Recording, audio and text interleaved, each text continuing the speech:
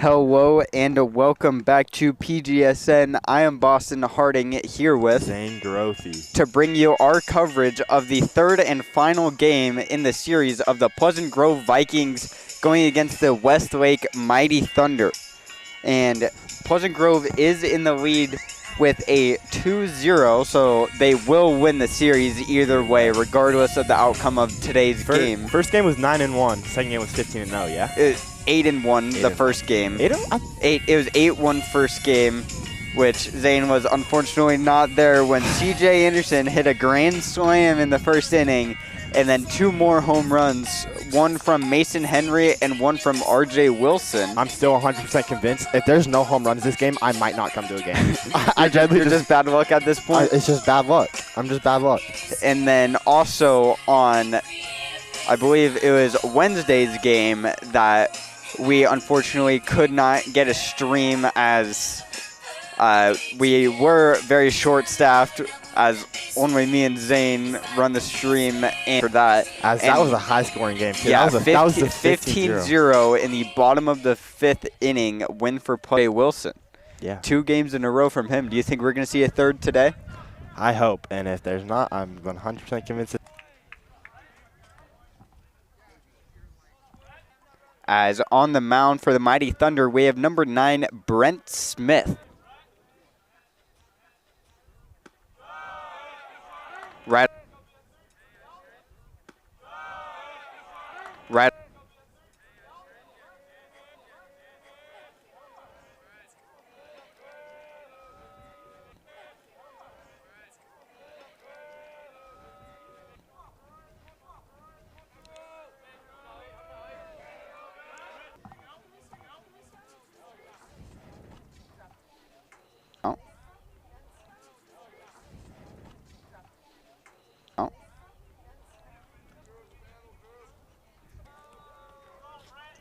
Zane witnessed another home run.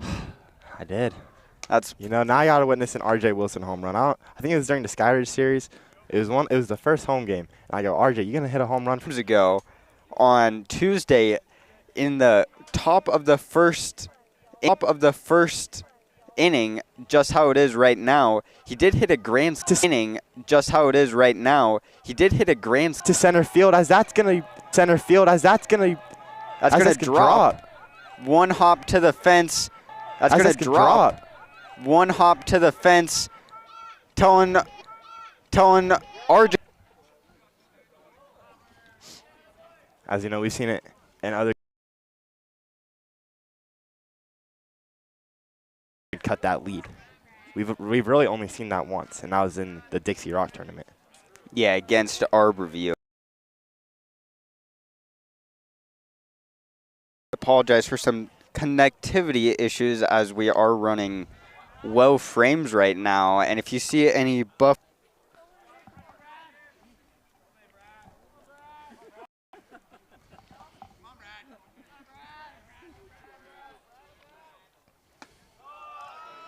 take strike one. On deck, number 6, Nash Clement.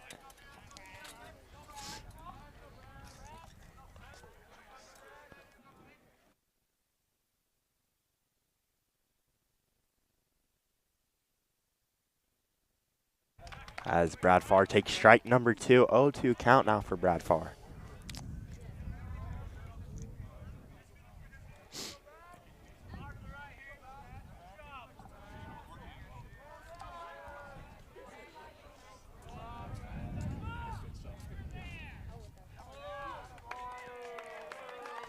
As that will be called for a balk, bringing CJ to third.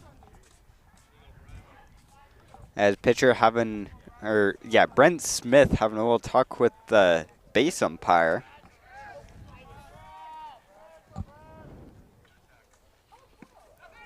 Ball low now brings a 1-2 count. Boston, you were there the first game. How, because we've seen it already, pitcher struggling a little bit. Obviously, it's already 3-0, top of the first.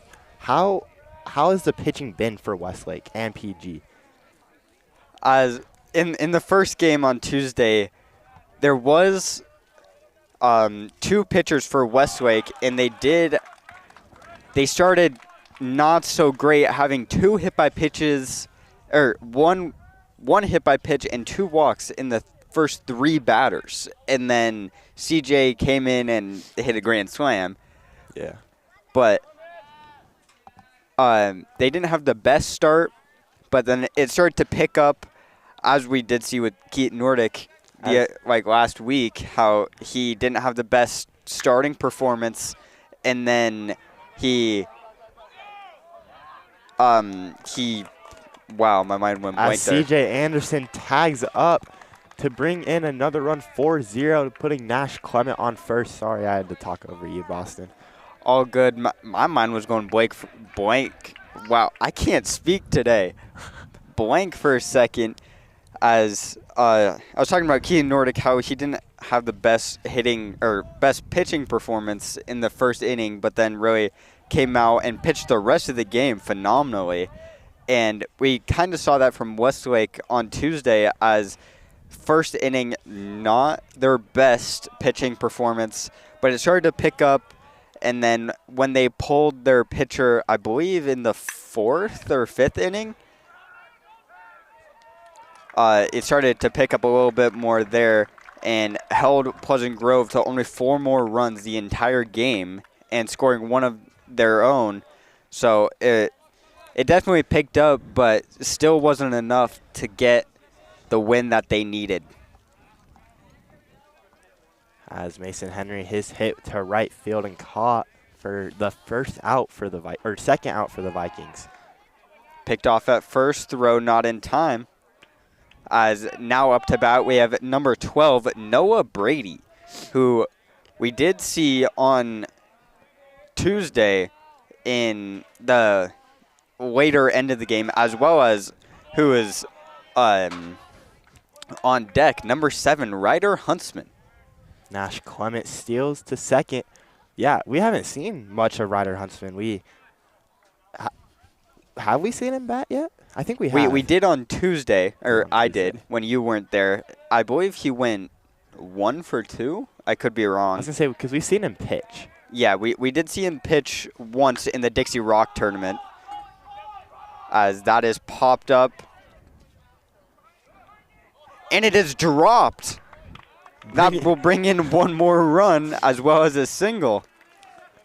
As all three of the infielders for Westlake just came in and go, I got it. And it looked like a lot of miscommunication, as I believe, the shortstop reached behind the second baseman's back to try to catch it, while the second baseman was trying to catch it at the same time. As now up to bat, we have number 7, Ryder Huntsman. Pleasant Grove having a great first inning, already being 5-0. First pitch in the dirt for ball 1.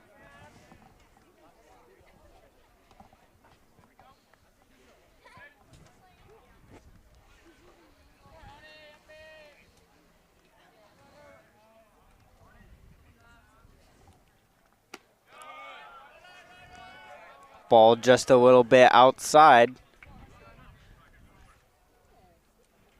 Now a 2-0 count.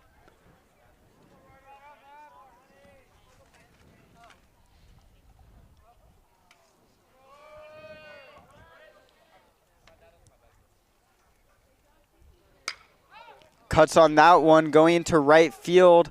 Fielder tracking and making the catch for the third out for the Vikings, which will end out their run on a 5-0 top of the first inning, now bringing Westlake Mighty Thunder up to bat.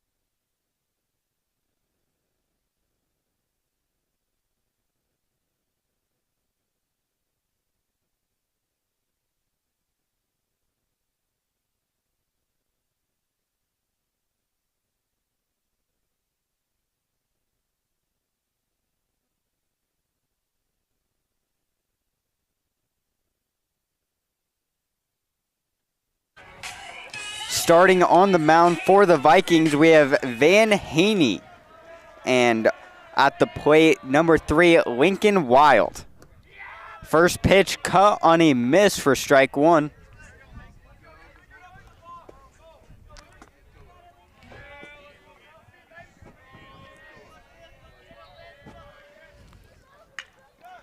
That is a drooper just past second base, getting scooped up by the center fielder for a single. As from what I thought I heard, as I love this song. I love this walk-up song. Did we pitch Mason Henry? I believe we did on Wednesday. Say, because that was the game. I was talking to Ethan Anderson, one of the sophomores, and he said, I was like, how'd the game go? Who did we pitch? And he said we pitched Mason Henry. Yeah, I was looking at Max Preps, I believe it was yesterday. It was yesterday or Thursday. It was Thursday. And I was checking it, and he pitched, I think, 6 or all 7 innings. Wow. As that is ball 1 in the dirt. As now up to bat, we have number 24, Andrew Hernandez.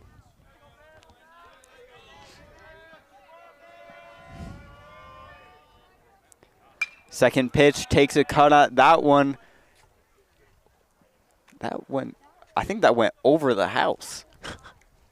As these nets too, these like, I don't know what to call these, like just nets, I guess. It is like net, the safety nets, I guess. Yeah. They're some of the tallest nets I've ever seen for baseball. Like they're big. They were working too. Now a low ball 2-1. As they were working on Tuesday, as how they're like a little bit caved over. Yeah. It was definitely helping a lot more than most nets that I've seen. Takes a cut on that one. Gets saved by the outer net. All right, here's my thought. We've seen it quite a bit. Pitching for Pleasant Grove. It's as that hit straight to the third baseman, as Noah Brady to R.J. Wilson, and R.J. Wilson did not throw it to first. As I believe the runner was in the way and he didn't want to hit him. As that's going to give him a single, but an out at second. But anyway, going back to what I was saying, the pitching for Pleasant Grove is always so good. Like, you can never be disappointed. But I feel like it's those first 2 innings always where it is the biggest struggle for pitching-wise for Pleasant Grove. And then it just gets crazy from there. Like, you brought it up earlier, Keaton Nordic against Skyridge, I believe. It was the first 2 innings. You said he wasn't having the best pitching performance, Boston, and he came out and proved you wrong, as I love rubbing that in your face. He came out and proved you wrong and proved me right, and he came out and pitched the rest of the game, and they won that game by I don't know how many, I forgot. But I think that's always how it is for the Vikings. You see so many games where the first inning or 2, even sometimes the third inning, is really slow pitching-wise, and then it just gets increasingly better from there.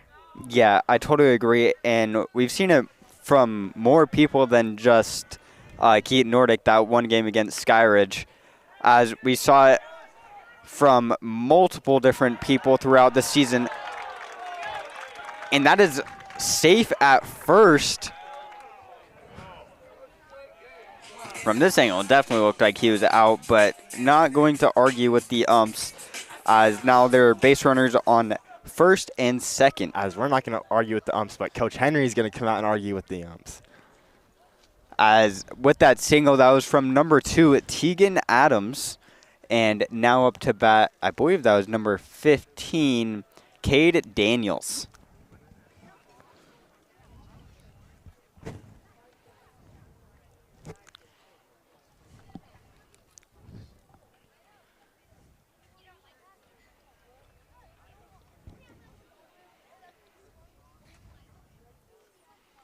As base runners, the call was not overturned.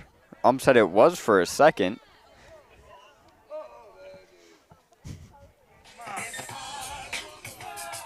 It's now Cade Daniels coming up. one out on the board for Pleasant Grove with base runners on first and second.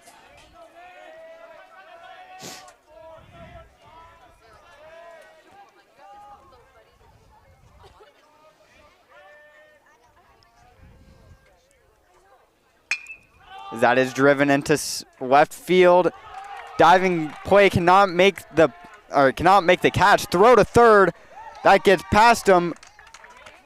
And that hit one of the players on the field in the dugout. And that would be called a dead ball. And that brought in one run for the Mighty Thunder. As the left fielder tries to dive for the ball, and it just bounced right off his glove.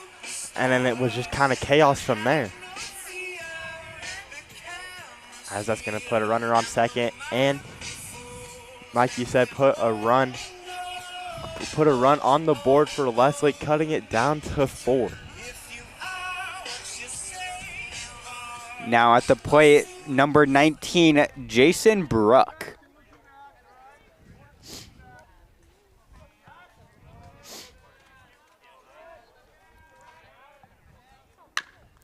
Takes a cut at that one. That is a drooper past second to bring in one more run as well as matchup next week. It's gonna be a fun matchup, as there's gonna probably 5-3.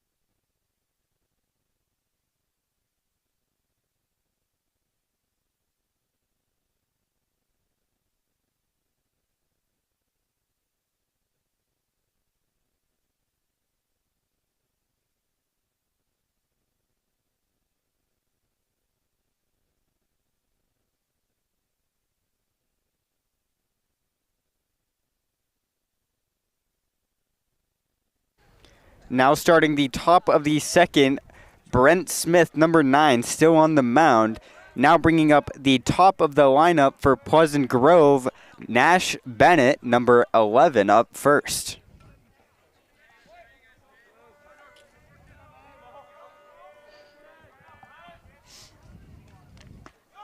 First pitch takes a strike.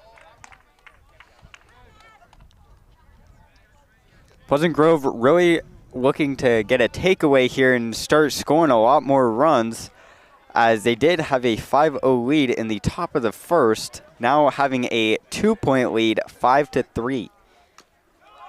Gets a piece of that one and fouled back towards the PG stands for a 0-2 count now.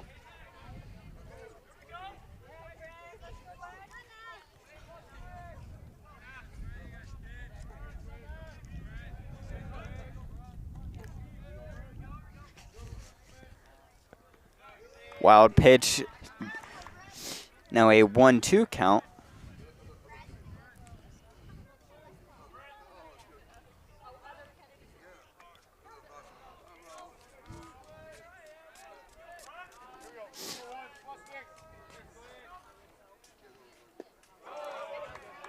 Takes a good pitch, ball 2, now a 2-2 count.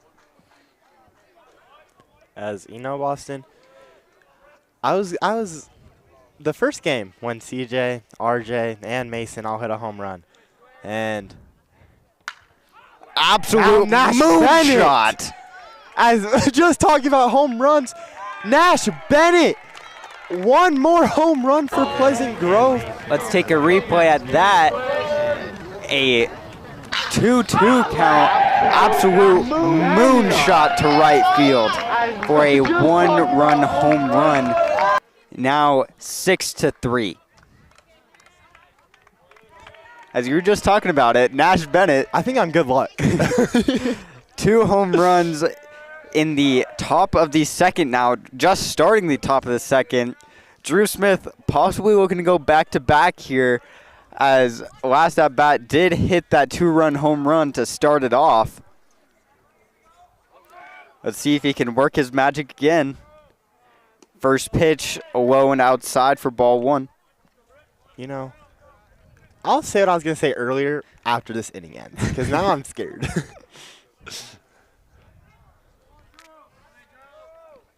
Second pitch, caught on a miss on the low ball for a 1-1 count.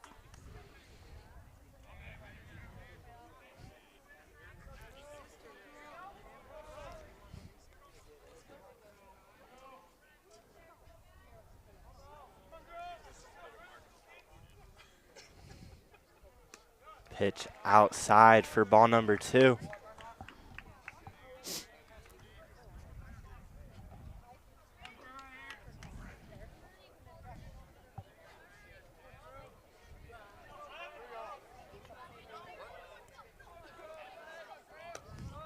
Outside again, now a 3-1 count.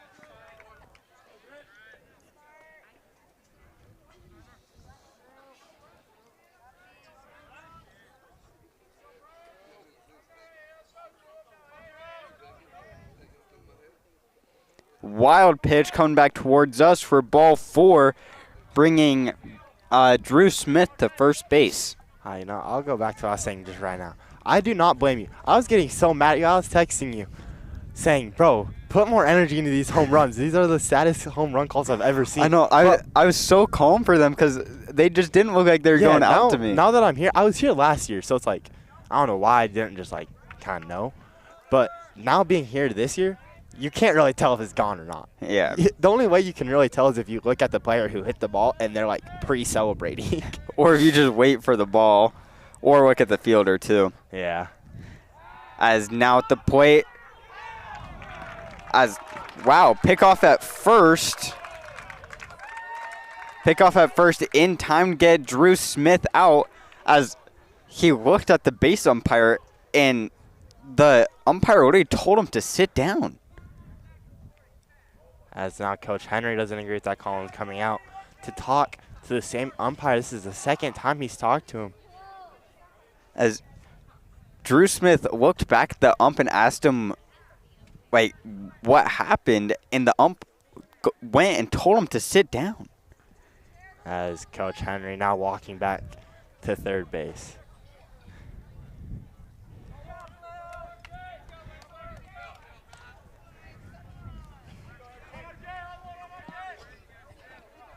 R.J. Wilson, number 1, now at the plate, still an 0-0 count.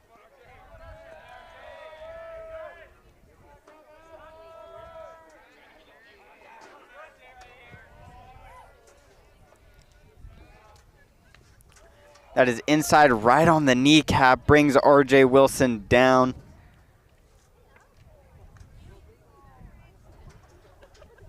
That is not a good spot to get hit. Right on the kneecap.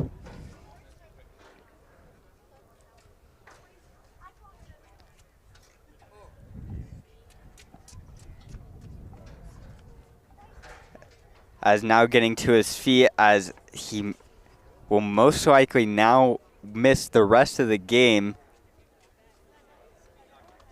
As he is walking down. He is walking down to first base, but still might bring out a pinch runner for him if needed.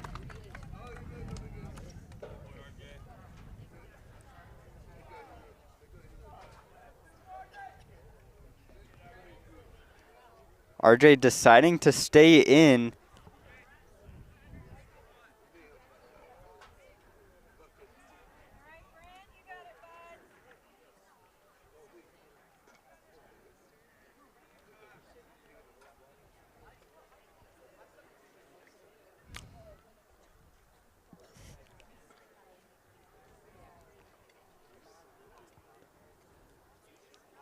As honestly, if I was R.J. Wilson, I would probably want a pinch runner at least till the next inning.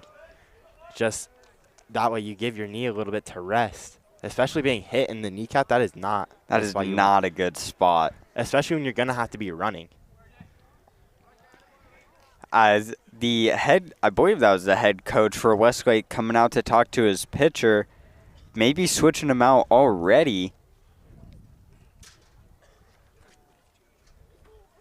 Just hopefully RJ didn't get that kneecap dislocated as it hit him, as that is not a fun injury. He's going to be sore forever.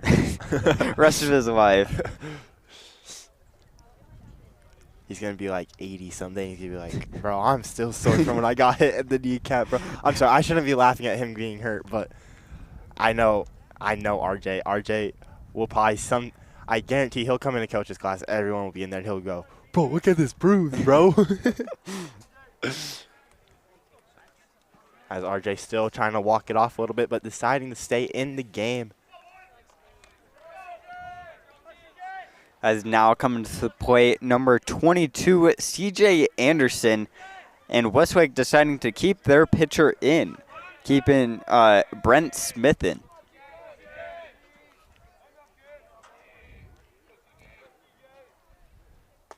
First pitch takes a strike. Great curveball there, great break.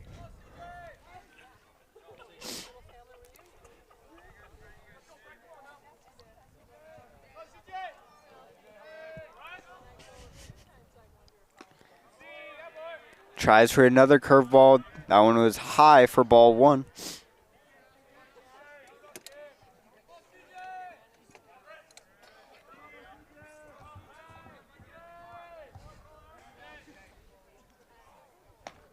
Cut on a miss on the high ball. Now a 1-2 count to CJ.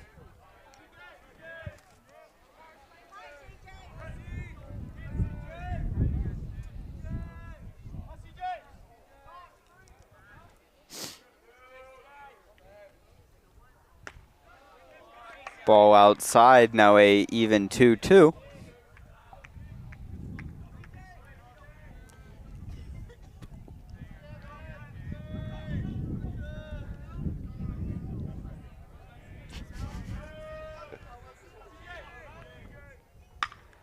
Gets a piece of that one, going to center field. And that is caught for the second out for the Vikings. Now bringing up number 37, Brad Farr.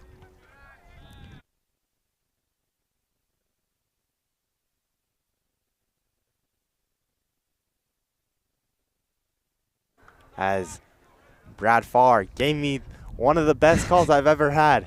Brad Farr, Brad Farr, Brad Farr. As hoping to get another call, as we will give an instant replay if he ends up does hitting a home run, but I might have to recreate it. As Brad Farr takes ball number one. Nasty curveball there, takes it inside.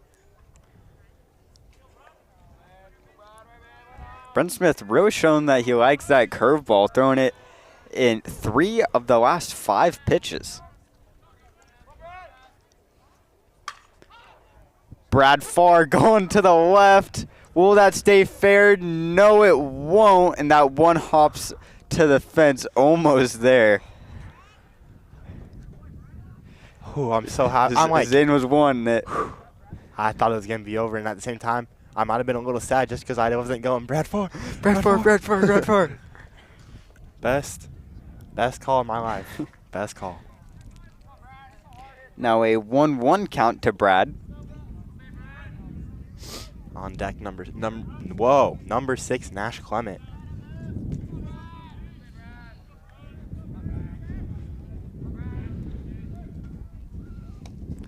Cut on a miss for strike 2.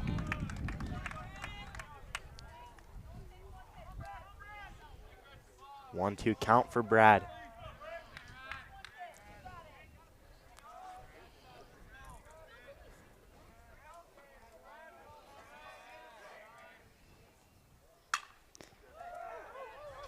And the hit to right field. The runner or the fielder will miss that.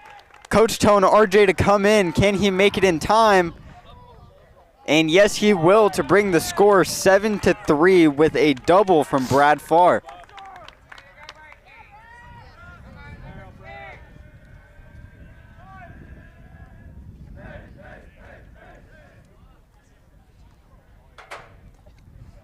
As R.J. Wilson not really limping anymore, as from what I'm seeing, looks like he's okay now, as he did come home and looked fine running. Maybe he looked a tiny bit slower, but obviously that's just got to be because he got hit, expected. yeah. But I mean, other than that, he didn't look that much slower. Like he looks pretty good. I'd assume he's gonna stay in the rest of the game and not decide to rest. First pitch, Nash Clement takes a strike. I don't know, Boston. What would you do if you were RJ? Would you try to rest or like take yourself out of the game and try to save your knee for the AF series, or are you staying in so you don't let your team down? I would say it honestly depends on how long this rally is going to go from Pleasant Grove. Having 2 outs right now with no runners on, or sorry, 1 runner on second, and like I'd try to strike too. Sit down as much as possible, get as much pressure as you can off of that knee, and just try to wait it out, see how you feel. If you can go back into the field and play second like he does. Yeah. That is a drooper just past second, bringing in 1 run on a single for Nash Clement. As now coming to the plate, number 24, Mason Henry. No, I agree with what you were saying, though, Boston. I feel like if I was RJ, I mean, you're already up 2-0 in this Westlake series. I get you're trying to go for the sweep. You want all your players, and you don't want to be that one player to say, I can't do this. Like, you don't want to be that one player that lets your team down. But at the same time, you're going to win this series no matter what. So I feel like if I was RJ, I would want to sit. That way I'm good for the AF series.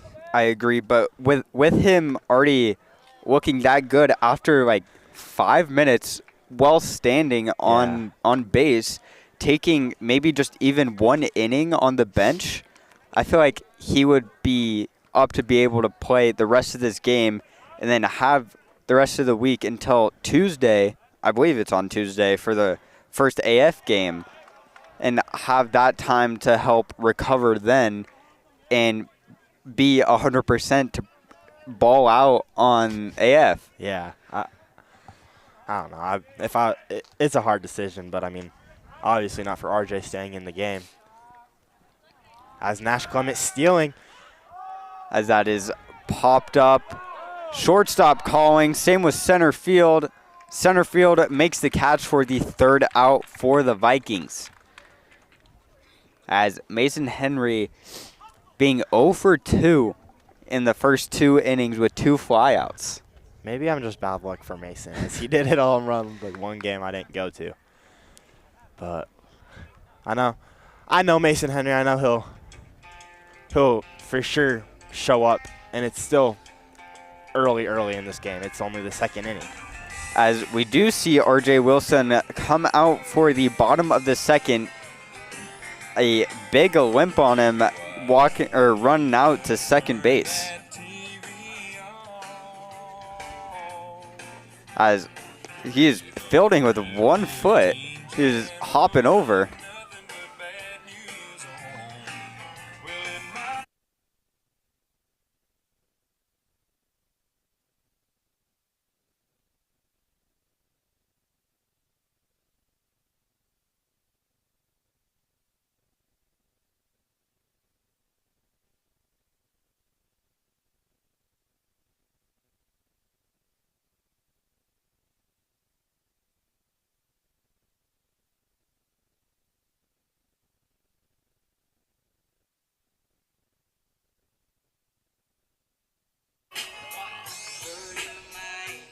Now coming to the plate, number 21, Tyson Lafferty, with number 14, Van Haney, still on the mound. First pitch takes a strike.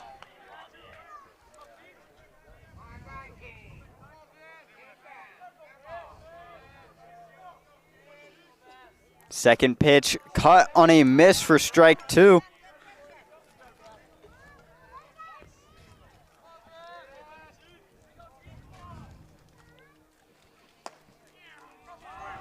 And a looking strikeout for strike 3.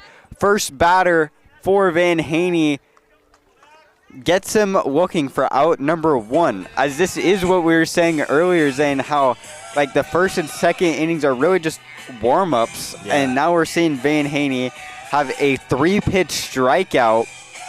And that last fastball ending at 86 miles an hour. Takes strike 1.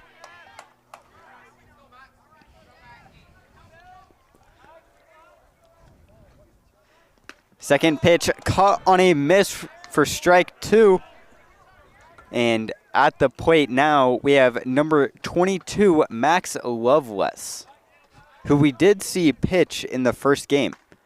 And strike 3 swinging for the Vikings, now out number 2. Yeah, I do want to say this because we did talk about how the first 2 innings are kind of just warm-ups, but we've seen it before. Like, we've seen it with Hiram Long. We've seen it with Van Haney, too. The first 2 innings, we could just say, yeah, warm-up. But if you let out too many runs and you're not performing in the first 2 innings, you're going to get pulled. Like, yeah, especially if you let up too many runs, that's when one of the coaches are going to say, hey, like, you're not performing. We're taking you out. Like, you got to think about it as warm-up, but you still got to perform if you don't want to get pulled. I agree. As 2 cut on a misses in a row for number 3, Lincoln Wild. Now a 1-2 count.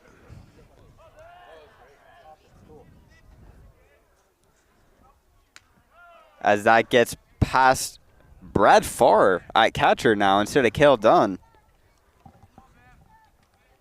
As we also haven't seen. We haven't seen Brad Farr in the field at all yet, as he has been the designated hitter all season. As that is ball low, now bringing full count 3-2. I was going to say, it looked like Ryder Huntsman took Cale Dunn's spot too in hitting. Yeah.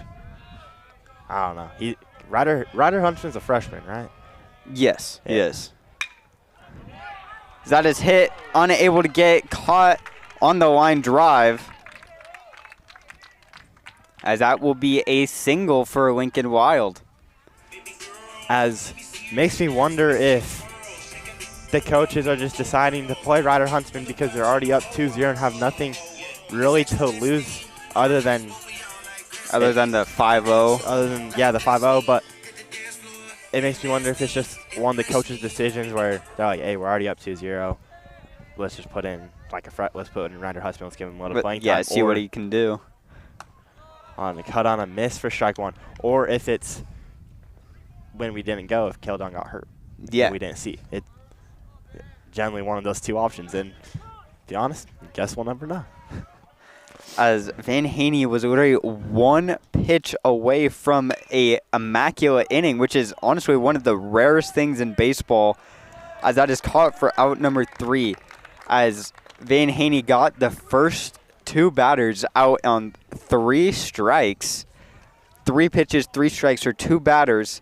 Comes up, it's a 0-1 count and misses on that just barely on the right side, bringing a 1-1. I was thinking that I didn't say it on purpose. I didn't want to jinx it, but he was 2 pitches away from an immaculate inning, which is twice as rare as a perfect game. Wow. Crazy. And for those at home who do not know what an immaculate inning is 3 batters, 9 strikes, 0 balls. So 1 entire inning, they don't touch the baseball at all, no foul balls, and all of them strike out in 3 pitches, which is something insanely hard to do. And we just saw a great performance from Van Haney. He was really close to that immaculate inning, but still only allowing 1 runner on base from a single that was almost caught by R.J. Wilson. I would say if his leg wasn't hurt, he could have made that catch. Yeah. Is now going into the top of 3rd, bringing up Noah Brady. as Vikings still in the lead by 5, 8-3. As Noah Brady straight to center field. And that's going to be dropped, giving Noah Brady a single.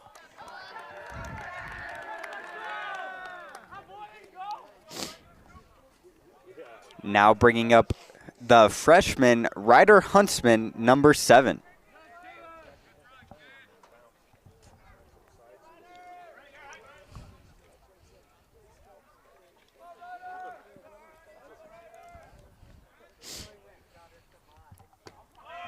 Takes strike 1.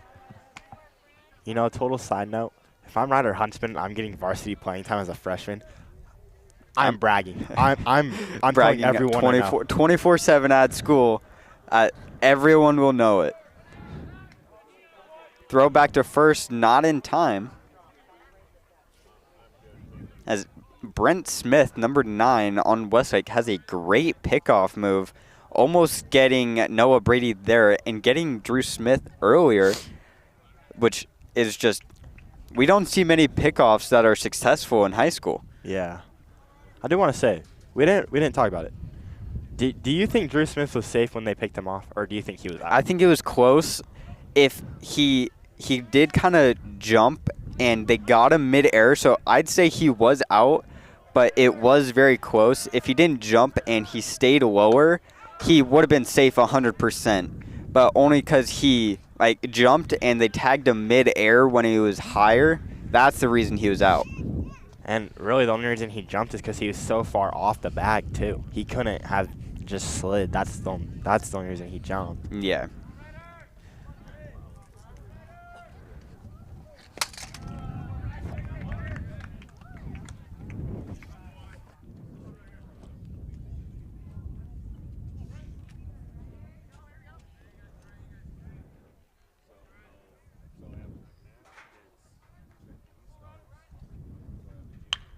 As Ryder straight to the shortstop. Can they get the double play? And yes, they can. Westlake getting a double play to get 2 outs for the Vikings.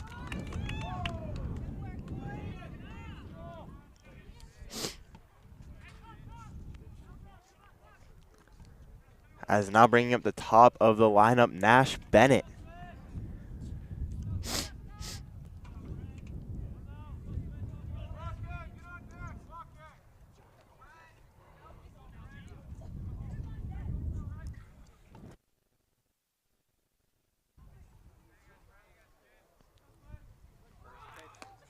As Nash, oh sorry, Boston was muted. He had to fix something. I didn't unmute him as Nash Bennett shows bunt and pulls back for ball number 1. As I hear Boston talk just right outside the mic going, the pitch. I'm sorry. Second pitch takes strike 1.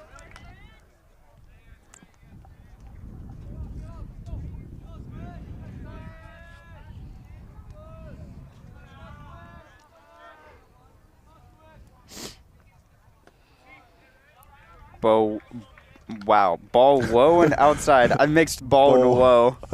Bowl. I mixed ball and low.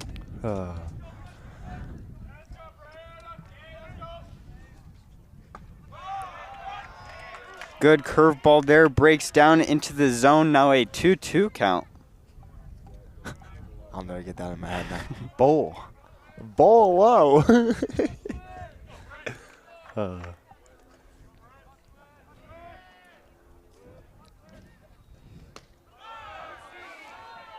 As that pitch just barely as ball number 3, full count now for Nash Bennett.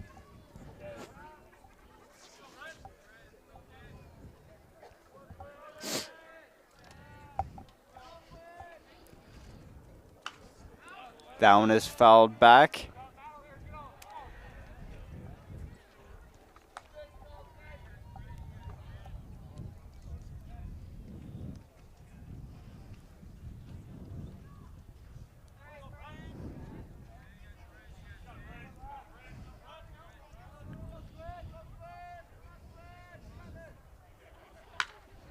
Gets a piece of that one, going into left field.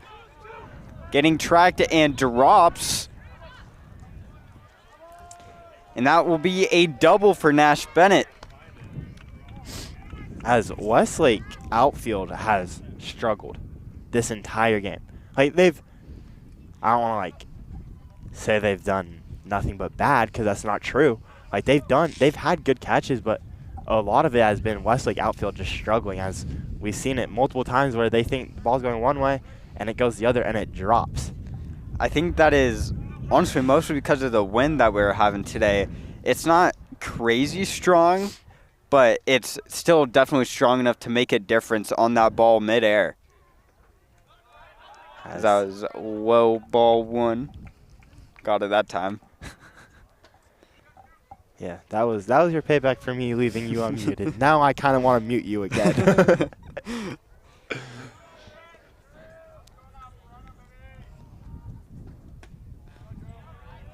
Ball low and inside for your ball 2.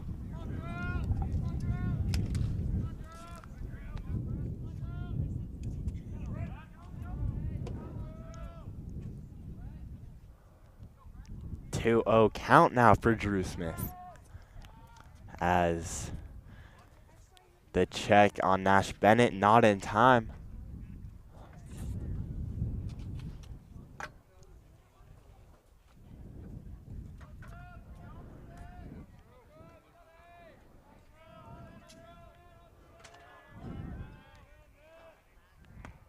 As cut on a miss for Drew Smith for strike number 1. Now a 2-1 count.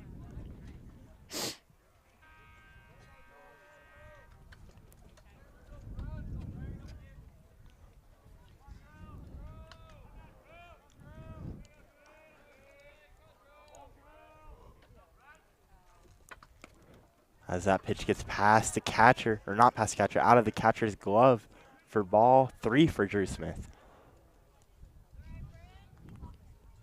Don't worry, Boston. I won't forget to unmute you this time.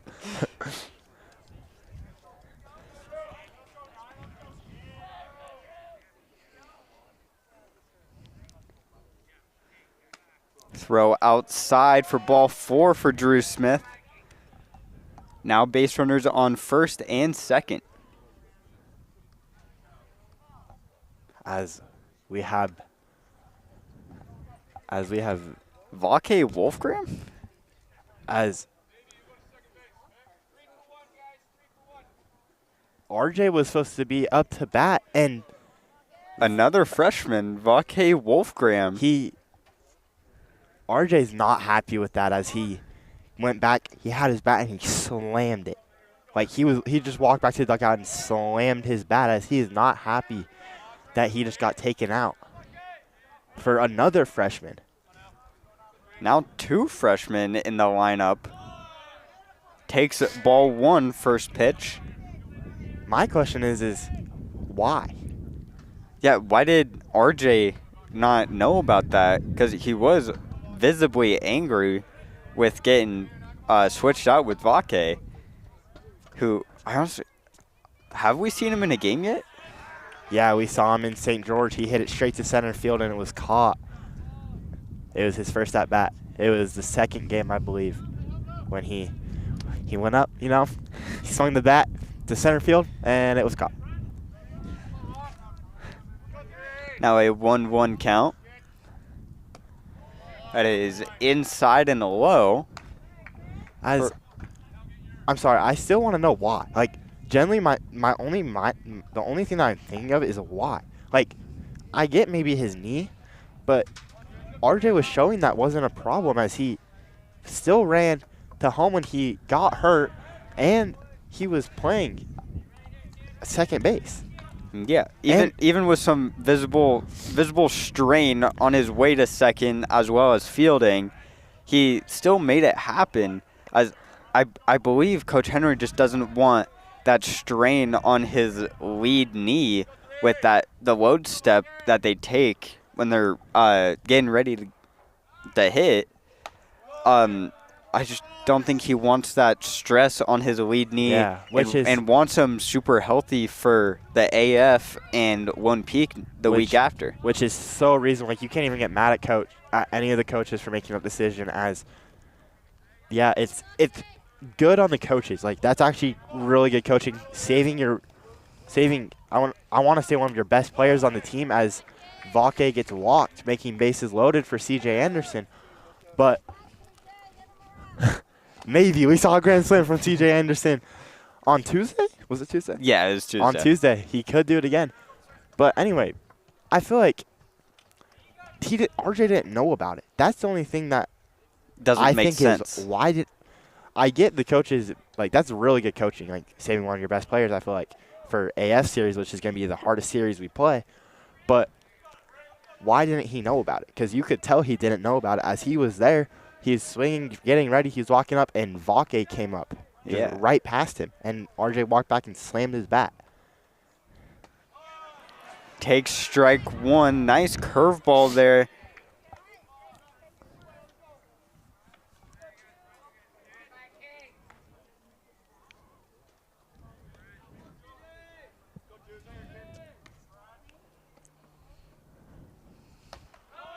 Check swing. Didn't go. Ball one now for C.J. Anderson.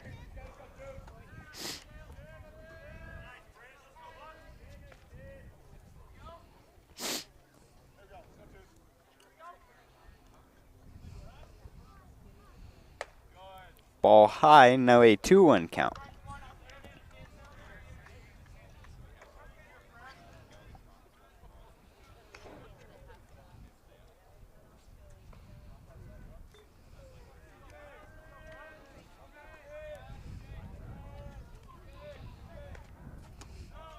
Ball outside, now a 3-1 count to C.J. Anderson.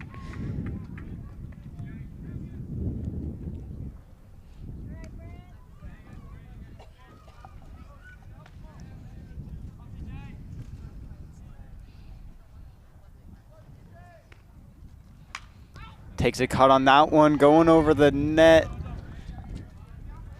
Now brings a full count, 3-2 to C.J. Anderson.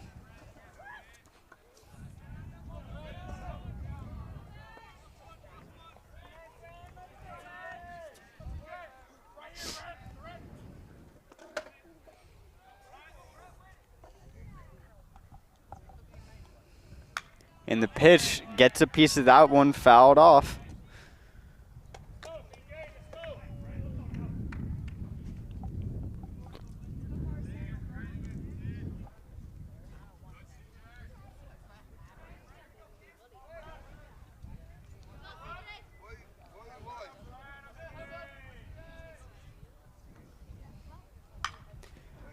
Gets a piece of that one again, going over the net.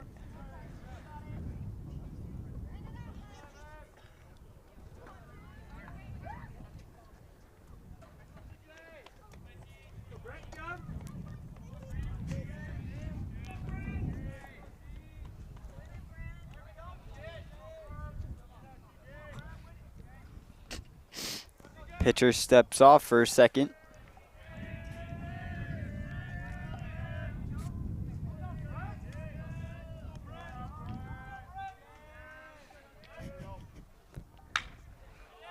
That one is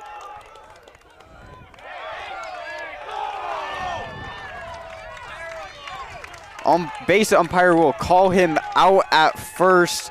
A close call there. Whoa. Let's see if I can get a replay in time. Come on, don't miss this. I don't think I got it there.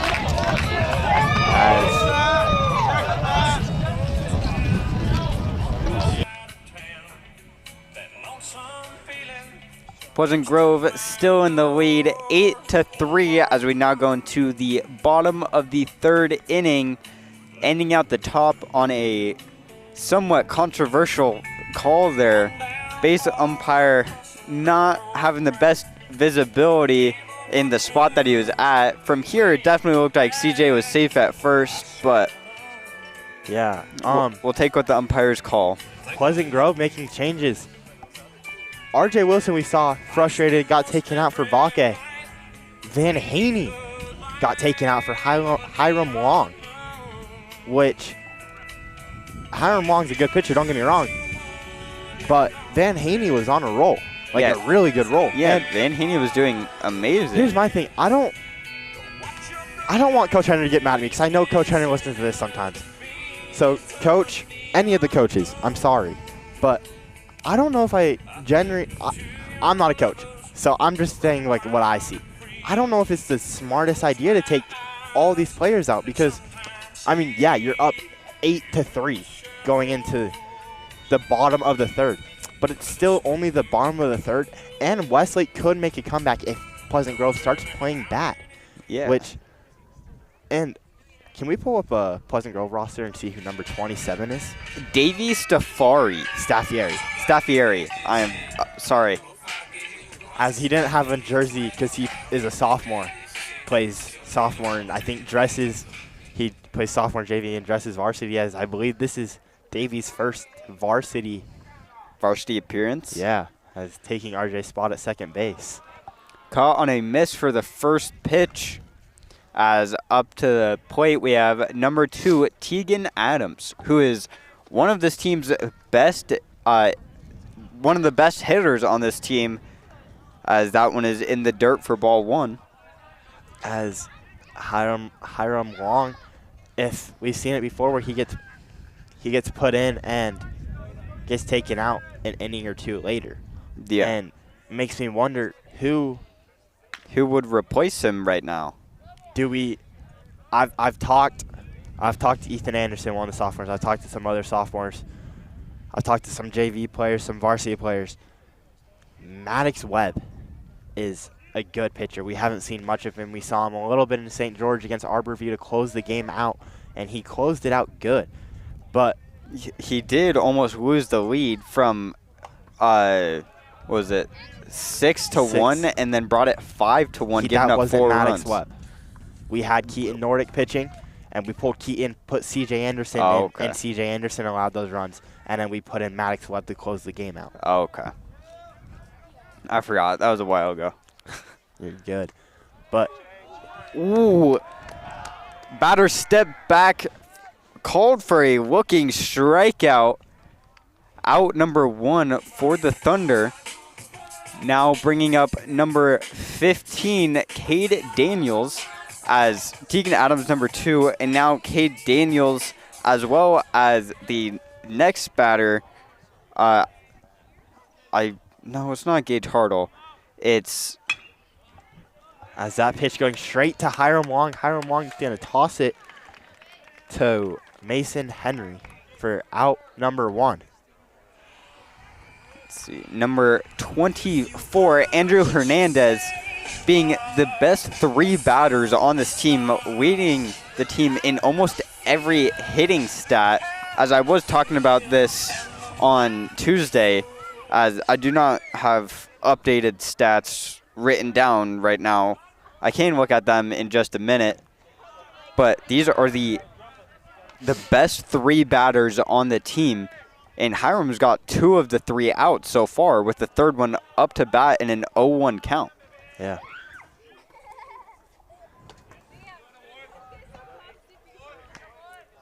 Now a 1-1 count.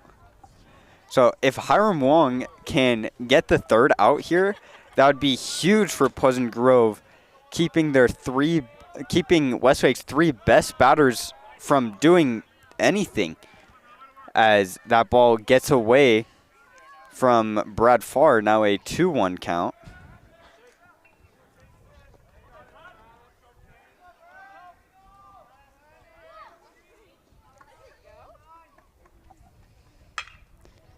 Gets a piece of that one.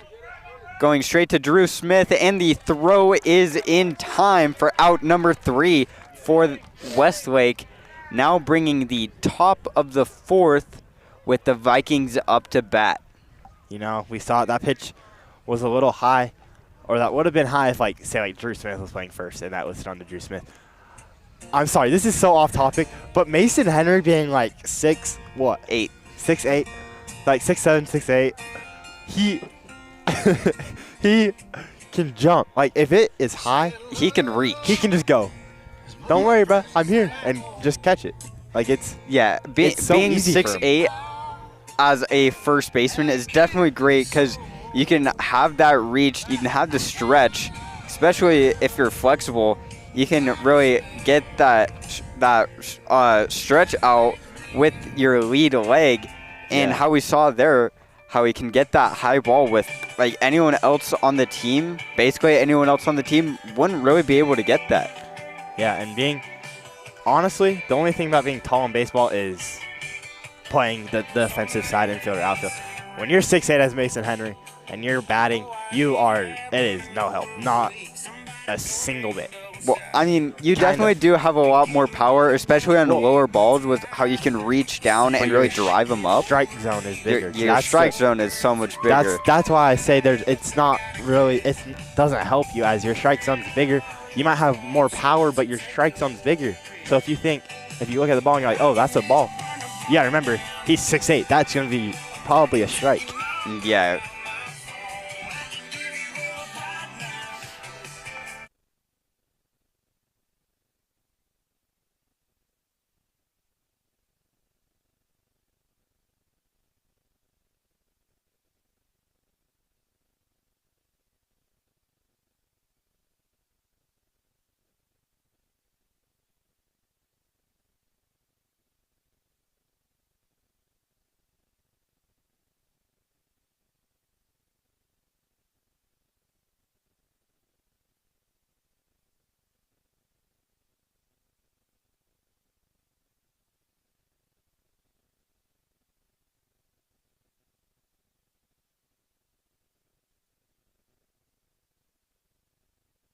Welcome back, ladies and gentlemen.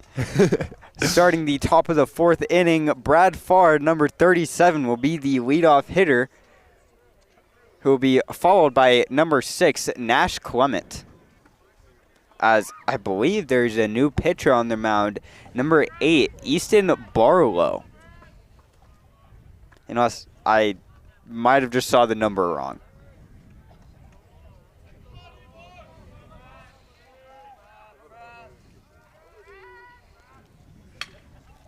Gets a piece of that one, going to center field and barely being caught by the right fielder. That is number 8, Easton Barlow on the mound, as Vikings start with 1 out on the board. Now bringing up number 6, Nash Clement.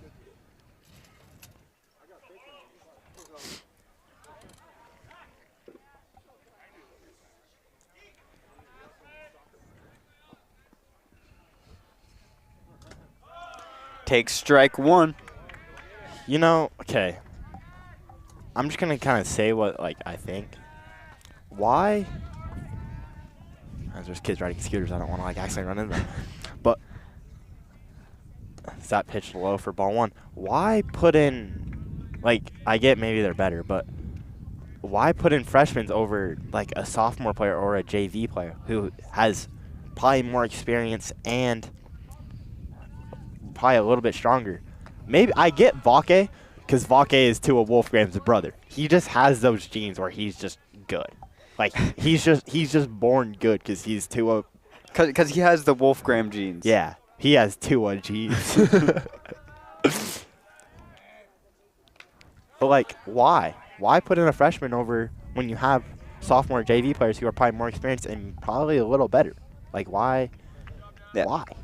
I agree. I think what I believe to be the thing that would make the most sense to do is they're doing that just so then they get more experience for the future, as well as already being a 3-point game. What? A 5-point game, 8-3, and leading two games out of the 3-game series and leading the 3rd game right now. It just makes sense where they're wanting to keep in some of their more experienced players to really keep that score there and start increasing it as well as we get later on, and giving the less experienced freshmen more time to be able to just get more experience and Have them be ready for have next them year. have them be ready for next year and future years as they're playing to just get them that much better. Yeah. And just get them that varsity play time.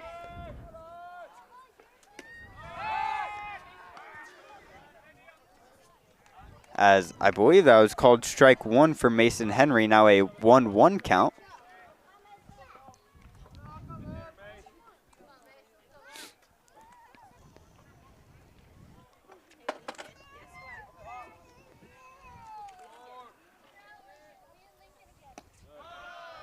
Thinks about going on that, and that is outside for ball 2. You know, I think it's really funny. Mason Henry started this season. Okay, just kind of like Mason Henry facts right here. He started off the season with a blue bat. And now he switched to a red bat, and he's stuck with it. He hasn't gone back. As I talked, as that pitch popped up. And that's going to be out number 1 for the Vikings. Out number 2. Out number 2. Mason Henry going 0 for 3 from the plate, as all of his have been pop outs. Yeah. But anyway, back to Mason Henry facts. We and you talked to CJ Anderson, and I think it was Slater Scout. I don't remember how the topic came up, but we started talking about Mason Henry's bat. And they said that they made him switch to the red bat because the blue bat was bad luck. And at this point, it's kind of been proven like right and wrong, I feel like, because the red bat's done good for him. I mean, he has a home run with it. He has 3 home runs with it. And he has a triple. And with the blue bat, we didn't see anything. Yeah, the blue bat, he didn't get a single hit for the first, 2-3 games? And he had matching gloves with it. And when he switched over to the red bat and white batting gloves, he started doing so much better. There was one game where it was the Skyridge game. He had ice cream gloves, I think. Or no, not ice cream gloves. He had ice cream gloves last year. Someone had ice cream gloves last year. That's what I'm thinking of. He had these like red, blue neon gloves. I love those gloves. I love Mason Henry.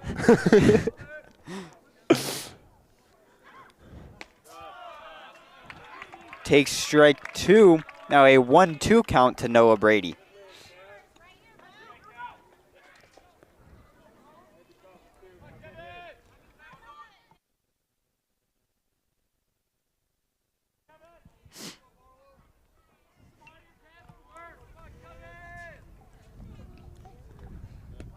That is outside for ball 2.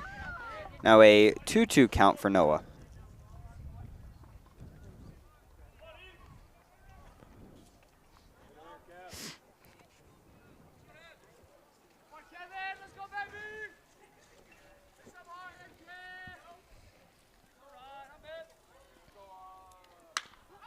That one is hit to right field. Fielder going back and makes the grab for out number 3. Will hold the Vikings to no runs for the last 2 innings. As Pleasant Grove started this game off hot, going 5-0, and now scored 5 in the first inning, let Westlake score 3, and then PG scored 3 again in the second. And now we haven't seen any score from Pleasant Grove. Pleasant Grove slowing down a little bit, and I'm not going to say it's the freshman's fault because we haven't really seen anything from that. But why? Like, I'm sorry. I love RJ too much to say, like, to just agree with this. Because he seemed fine. He got hit in the kneecap, which is obviously bad. Doesn't feel good. It's going to hurt.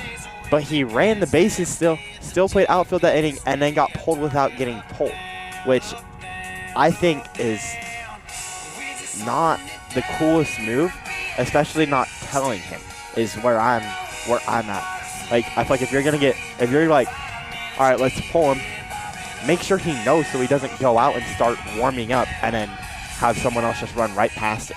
Yeah. And there could be some other information that we don't know from Coach Henry now, but I feel like it's not the best move to pull him out right now, but at the same time, it all depends on how he's feeling right now. And we don't have any information on that, so it's hard to make a move on that. Yeah, so side note, Coach Henry, Coach Cap, any of the other coaches that I don't really know the names of, don't get mad at me. Or Boston, please. I'm sorry if we are, As now up to the plate, Gage Hartle, number 10, in a 1-1 count right now.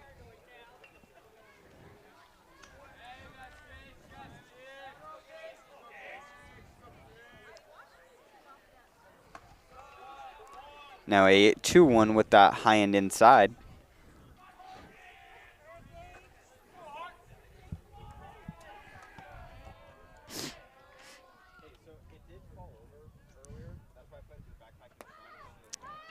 As a cut on a miss for strike number 2.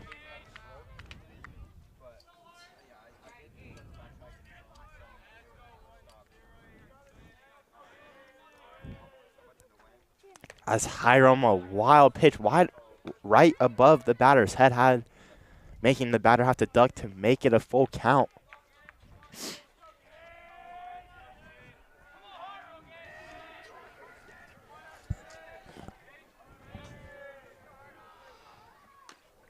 Gets a piece of that one to stay alive, still a 3-2. As we did see on Tuesday, Gage was also one of the more powerful hitters on this team. As I don't remember how he did, like exactly, but I do know that he was one of the better hitters for this team. And right there on the drop third strike, almost getting to first, was thrown out by Brad Farr, though, for the first out of the inning. Okay, I do want to ask, Boston, this is my first Westlake PG Series game I've been to. You went to the first one. Wasn't able to make it to the second one, but the first game, I was thinking about this because I watched like 5 minutes after R.J. Wilson decided he wanted to hit a home run, and then I threw my controller on the ground and turned the stream off. As that pitch fouled back right towards us. I mean, we won 8-1. This is going to be a Westlake question. Was it that Pleasant Grove, like, did Westlake play bad, or was it just the fact that Pleasant Grove was just played so much better that they made Westlake look like they just played bad? Pleasant Grove honestly just dominated there, and having that grand slam in the first inning really... Oh, it was the first inning? Yeah, first inning, fourth batter of the entire game. Oh, didn't know that. I thought it was later in the game. They walked the first two, walked two of the first three, hit the other one. I don't remember what order it was. And then CJ comes up as the fourth batter in the lineup and gets that grand slam over the left field wall. But that really just showed out how great that Pleasant Grove is. And I think that honestly shook Westlake up a decent bit and kind of just had them scared for the rest of the game. But it did, Pleasant Grove did slow down, only scoring 4 more runs in the next 6 innings. As that will be a swinging strikeout for number 11, Dawson Ferguson, for the second out. Because I was going to say, if you don't watch the stream and you just look on Max Preps and you look at the score and it's 8-1, 15-0, it's not telling the whole story. That's why I asked, because it's you could see that and be like, oh, Westlake, they played horrible against Pleasant Grove, only scoring 1 run or scoring 0 runs. But at the same time, you can still play really good and still lose the game, as we've seen that from Pleasant Grove when we lost against our second game against Mountaineers at BYU. Pleasant Grove didn't play the best, but they still played pretty good, and they still lost. That's why I asked how the first game was for Westlake, because you never really know the full story from just looking at a score. Yeah, they definitely had some great defense that they were playing, holding the Vikings 4 runs in the second inning on. I'm not going to talk anymore about that grand slam, as I've honestly talked about that every 10 minutes. But we love the grand slam. We love it. Hey, we love it. CJ Anderson's my favorite player. I said that on the stream. It's not just because of the grand slam, I swear. Hey, if you don't ever want to talk about it, I can talk about it. But yeah, Westlake did have some great defense, and they just weren't all there for the offensive side. Only scoring 1 run, I believe it was in the first inning, in the bottom of the first inning, and they just really couldn't pick it up from there, having only a couple hits the entire game. And I know it was even worse for them on Wednesday, as they had 2 hits the entire game. They, out of it was 5 innings, only 2 people got a hit on base. Wow. And that was just crazy good pitching from Mason Henry for, I believe, most, if not the entire game. And he just really showed up on his pitching. I'm still yet to know what Mason Henry got. Oh, whoa, hold on. But whoa, sorry. I started joking. I keep hearing stories of Mason, because Mason Henry obviously committed to ASU. Yeah. People have told me he got committed for pitching. People have told me he got committed for first base. Don't really know. I want to ask Mason Henry, but Mason Henry might be one of my favorite players, but if I ever see him in person, I am not saying hi to him. He's scared. I am scared. I'm scared to say hi to Mason. But anyways, I want to ask him, but I'm scared to talk to him. But I want to know what he got committed to ASU for, because we know he in Nordic, for instance, committed to BYU for pitching, and we saw him pitch at BYU the second game, which was huge for him. And RJ's committed probably for hitting in second baseman. Yeah. And Mason Henry, I would assume he got committed. He got recruited for as that hit straight to right field, as that's going back, and it's going to be dropped. And that will bring in 1 runner. The throw to home not in time, as number 21, Tyson Lafferty, scores the first run in the last 2 innings for Westlake, now bringing the score 8-4 off that double. But obviously last year, that was Mason Henry's sophomore year. I don't know. It's crazy to think that he's a junior. It's crazy. It's crazy to think that I went to junior high with Mason Henry. Mason Henry and me you went to the same junior high, which is crazy. Yeah. I just remember him. I remember looking up at him and being like, "Whoa," because it honestly just seems like he is a senior with the way he's performing, the height that he is. Yeah. I know, Zane, you're what, 6'5"? 6'5", yeah, but I'm a sophomore, but I believe Mason Henry should be a senior. I think he got held back. From what I heard, I believe he did get held back. Could be wrong on that. But anyway, going off of that. Actually, no, not going off of that. I went to the same junior high as Mason Henry. Now going off of that. I don't see ASU recruiting him for pitching. It was his sophomore year last year, my freshman year. I did baseball last year with Allen. But we saw Mason Henry probably pitch 3 or 4 times. Maybe more. I mean, obviously that was last year. Don't remember all the games. But entirely most of the season was Hudson Banks. You didn't get to witness Hudson Banks. He's one of the best pitchers I've ever seen. I love Hudson Banks, as I talked to him a little bit, and I don't think he really liked me, but, it's okay. Were you trashing on him in the street? No. I never trash talked him. I trash talked him a little bit in person, saying, I remember there was one time he was warming up at the Pleasant Grove field, as that is strike number 3, as the batter does not agree with the ump, and the ump talking to the batter. As that is out number 3, as now the Westlake coach is coming over to talk to the ump. Obviously not looking that happy, as so is the batter, number 3, Lincoln Wild. But yeah, I remember generally there was one game. It was a home game. It was at Pleasant Grove. Hudson Banks was warming up, and I think I actually like he was just like doing this, like he was just like throwing his hand back and forth to just try to get his hand loose. And bro, look, he smacked me right in my chest. He goes, "Oh, my bad, Zane." I go, "It's good." And I remember telling him that one day. I go, "I can pitch better than you." Which I've seen you throw a ball. No. I don't know how to throw a baseball. Like I can. No. I can throw a baseball, but I don't know how to do it like Hudson Banks does. As he knew I was joking because I started dying after I said that. And I remember him going, "All right, let's like throw to each other like as hard as we can." And I said, "Nope." And I ran into their clubhouse and went to go commentate.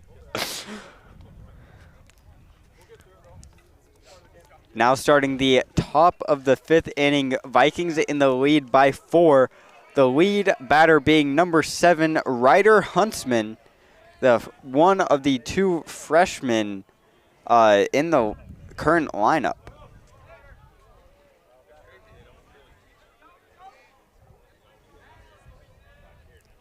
First pitch outside, ball 1.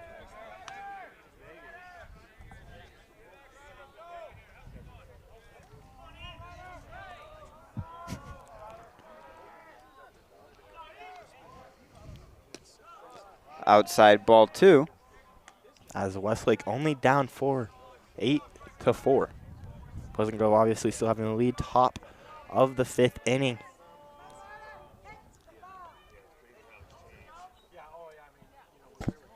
Ryder Huntsman cut on a miss for strike number 1. You know, I'm looking at the scoreboard and I'm thinking, obviously you can't do anything to change it, but if they didn't allow any runs as cut on a miss for strike number 2 for Ryder Huntsman, if Westlake the three runs in the bottom of the 1st, it would be 8-0, and Pleasant Grove would only need 2 more runs to mercy roll them right now. 8-1. As they scored. As 8-1, yeah, sorry. But so needing 3 more runs. But I mean, obviously you'd have to, if they score 10 anywhere before the 5th inning, obviously you still have to play until the 5th inning, and then that is where, if you're still up 10, that's where it ends. But yeah. That one is hit into center field. Fielder tracking and making the grab for out number 1. You know, I've always thought about it. My dad tried to get me into baseball, and I always told him no. And I always told him I'm going to stick to baseball, and then basketball. And then I quit basketball, and then Is it time to get into baseball for you? And then I was kind of thinking about it. So I was looking into my closet through like where all my basketballs are, and like I have like glove mitts in there, and I'm like, yo, maybe, bro. Maybe I go play City League and get absolutely just killed. But, you know, maybe make my dad happy one day and go play baseball.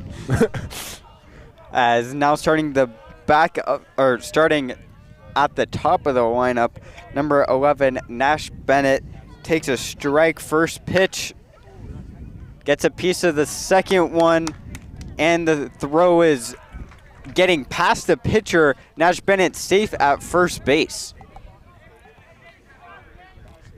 As we saw that exact same thing earlier on from a different batter. I can't remember who it was, but the Westlake first baseman made a diving catch like that and brought it back to the pitcher before they switched when it was number 9, Brent Smith, and they had like that exact same play and got the out at first. Pick off at first, throw not in time. Now up to bat, we have number 8, Drew Smith. As Drew Smith earlier in the game hit a home run, and I kind of feel bad. That was probably one of the worst home run calls I've ever made. As I was like, I don't even want to talk about that. Brad Farr. As Brad Farr was the best home run call I've ever made, and it will forever be in my heart, and I hope Someday someone talks about that. Maybe at my funeral someday someone be like, dude. I'll do that for you. If you die first. Someone's like, you know how so funny that would be? Like, if it was just like a funeral and you're like, this kid, man, when he was a sophomore 15, he made the best Brad Farr home run call ever. And then you just play it. You know? Yep. Brad Farr. Boston, no. Boston, no. As check on first. And not in time. Nash Bennett still safe. Runners on first. As Drew Smith 1-1, 1 ball, 1 strike, 1 out. Did you just say like 7 ones? I said 3 ones. I said 1-1-1.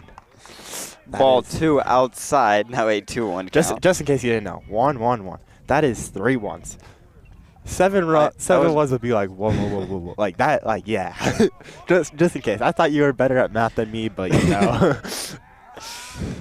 Pick off at first again, not in time. This is where I feel like with the MLB now, I believe it was this year or within the past 2 years, how the MLB added a pickoff limit. Strike 2 for Drew Smith. Yeah, you have 2 pickoff per batter. Per batter, yeah. And in high school, you have unlimited per batter. Yeah, so I feel like that should really be implemented into high school to just. I don't think so. I'm gonna totally disagree with you on that. Okay. Yeah, no. I'm just gonna. I'm not even gonna give a reason because I'm not gonna. I can't think of a reason. I'm just gonna say no. I thought you would just let games go by a lot faster, and yes, it would bring pitchers to stop picking off as much and get outs. But I mean, most of the pickoffs we see in high school, as another one there, they're unsuccessful. Yeah. As in this entire year, I think I've seen 2, maybe 3 successful pickoffs. We just saw one this game as he did it again, and he's still safe. But I mean, do you agree with me now? I don't know.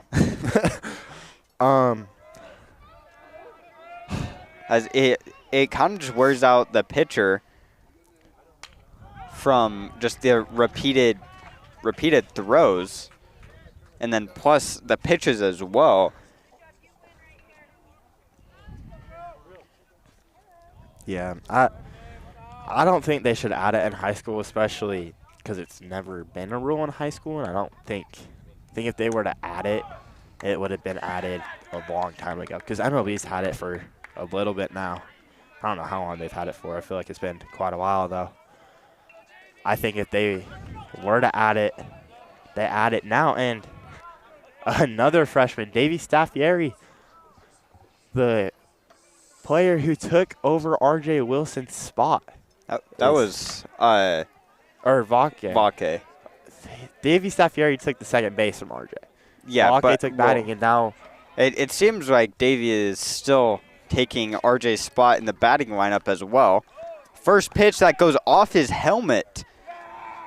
First pitch. Now bases loaded as I believe because if RJ was still in the game, it would go Nash, Drew, RJ, CJ. And now now CJ's up to bat. So Davey did take it from that's what I said. Oh, well, that's what I said too, and you said no. Well, I said that Vake took it first, and then you said that Davey took the second base, and then now Davey took over Vake and guess what? CJ. Or RJ, sorry. Wait, guess what? What? Chicken butt. Oh, okay.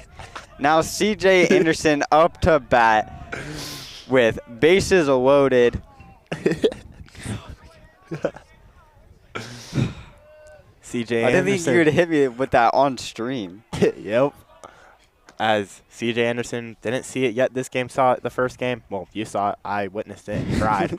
I witnessed it on stream and cried.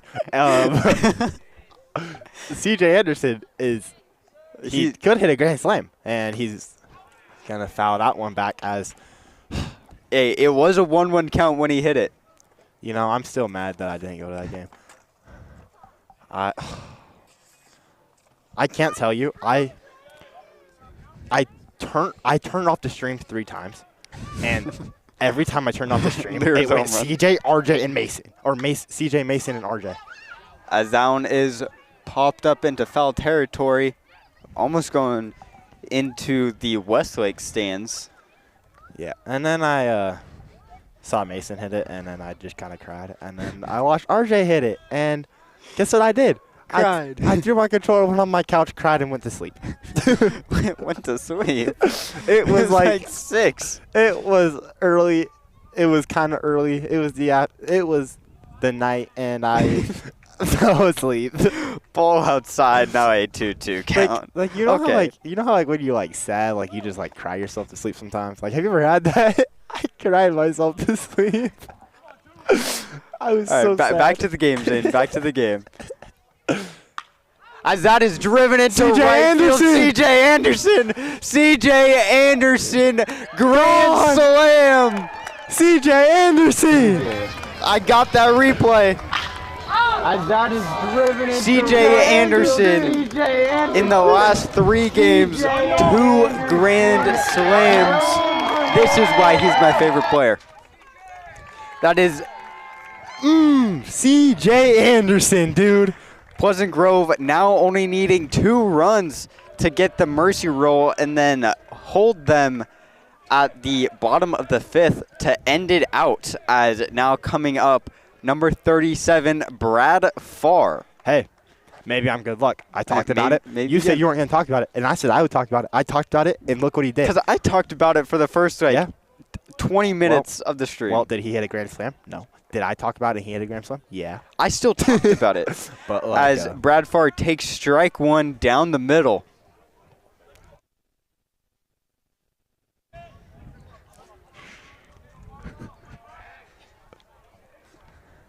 Second pitch. And pitcher will step off. Easton Barlow still on the mound. As that is popped up to the pitcher. Cannot make the grab. Pops out of his glove. Brad Farr gets a single. Hey, just saying, off stream. No.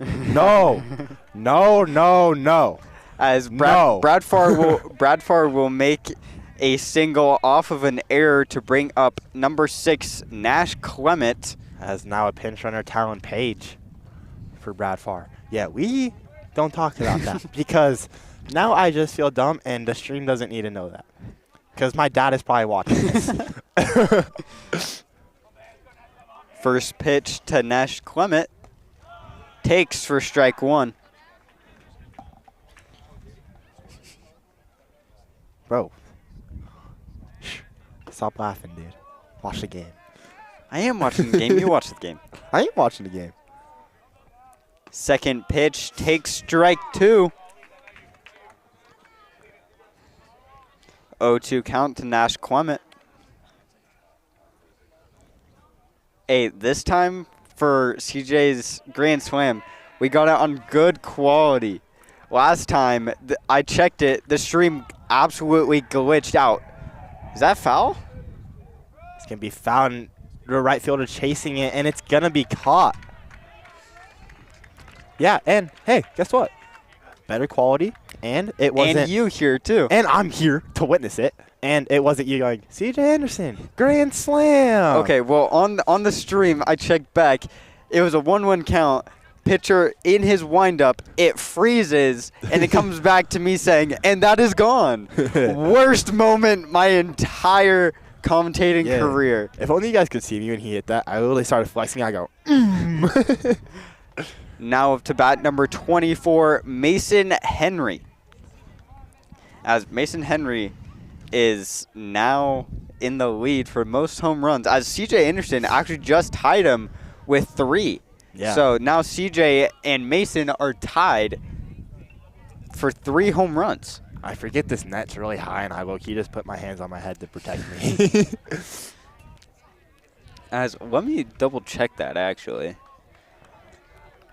Hey, while you're looking at that, can you pull up what Westlake's region record is? Because I know they're 4-6 normal. They are 1-4 in region. Overall, they are 5-10. Okay. As Mason Henry, that pitch low and outside for ball number 1. 1-1 count. with 2 outs, runner on first. Now CJ and Mason Henry are tied with 3 home runs. RJ in second now with 2. As that is fouled back as well. Now a 1-2 count. As Pleasant Grove making a lot of changes, Slater Scout has a helmet on now. As we don't see a lot of Slater Scout, and I believe he will come up to bat at some point. Just a matter of if. Matter of when? He's going to be after Noah Brady.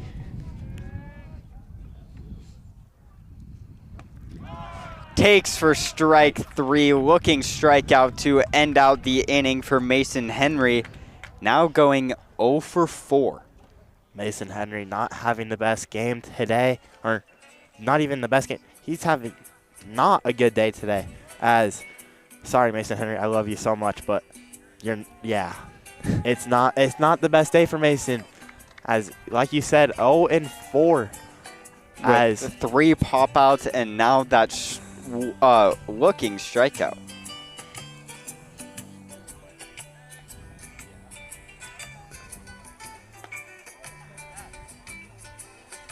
As I believe that's RJ coming over to talk to the Westlake coach. They gave him an ice pack, it looked like, and he was going to give it back. Oh, okay.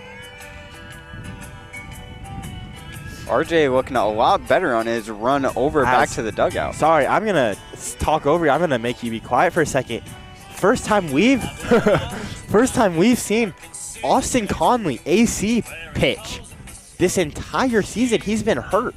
And this is the first time we've seen him all season. We saw him last season a little bit. Actually, we saw him quite a few times last season, I believe. First time this season as he's been hurt. I believe it was his wrist. As this is going to be AC's first time.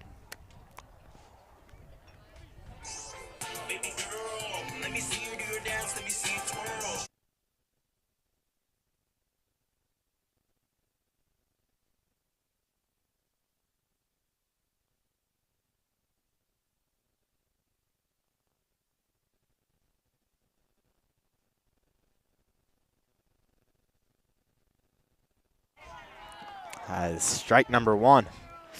As now coming to the plate, we have Andrew Hernandez, number 24.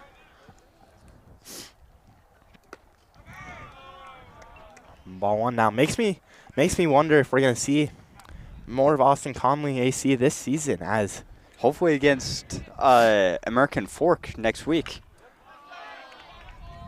As I might disagree with you on that. Again, saying I don't know if I want.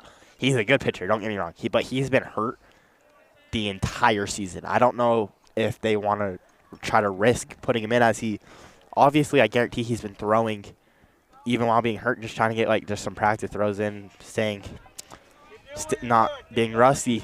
But putting him in against AF, one of the hardest series, as that's going to go straight to the second baseman, and that's Davey Staffieri to Mason Henry to get the first out. But putting him in against AF when this is his first time the entire season, this game, that might be a risky move, as AF is a crazy good team. Yeah. I think we go for AF at least. Start Van Haney the first game. And then if Van Haney's struggling, put in Keaton. But I would prefer, at least me, if I was a coach, have Van Haney play the first game, pray that he does good, and then play Keaton the second game and pray he does good.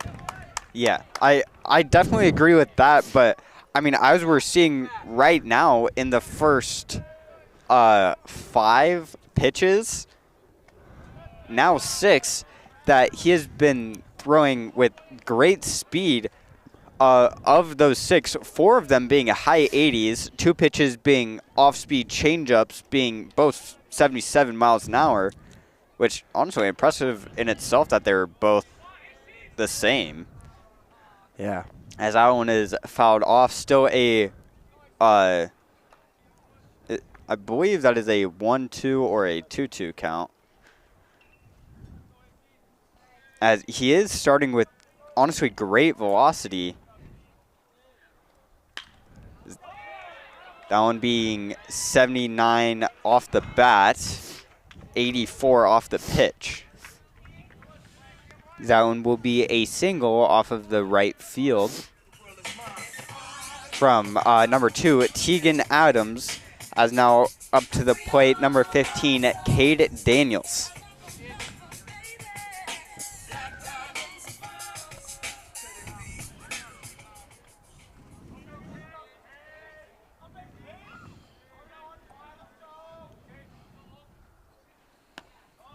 That one in the bottom right corner.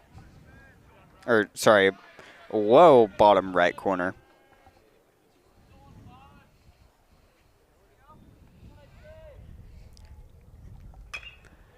That one tipped, just barely getting in play, and will be called foul. Now a 1-1 count.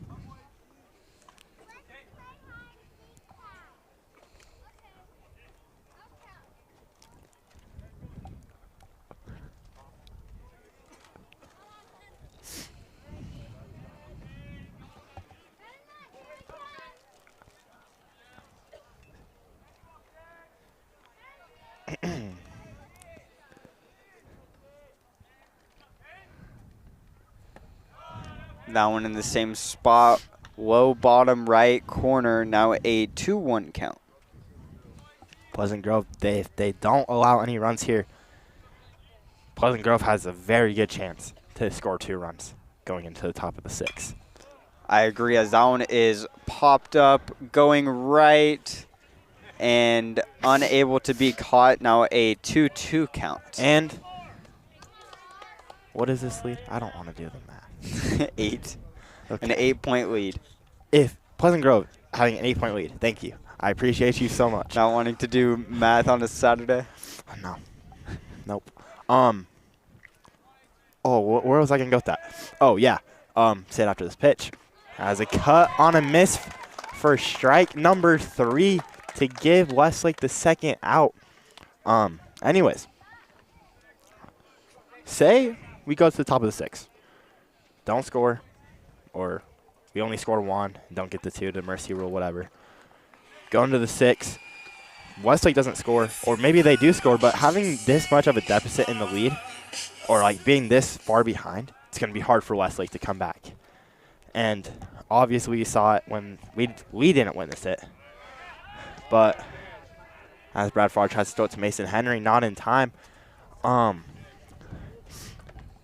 They were up. You witnessed the first game, 8-1. Westlake couldn't come back and win that. Like, they struggled. And Pick off that first throw is in time for the 3rd out. whoo, That was a great move there. ha, Austin Conley proved you wrong this time. Ha ha.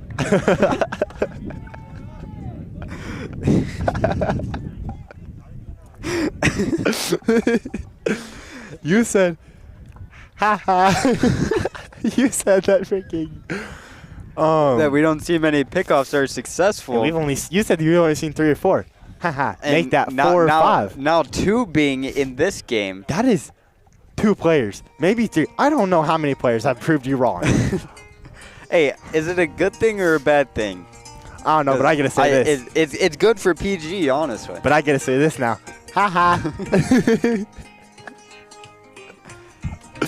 As AC was the hardest throwing pitcher we have seen thus far into the game, throwing constant high to mid 80s, only 2 pitches the entire time being below 80 miles an hour, being his 2 changeups, both being high 70s.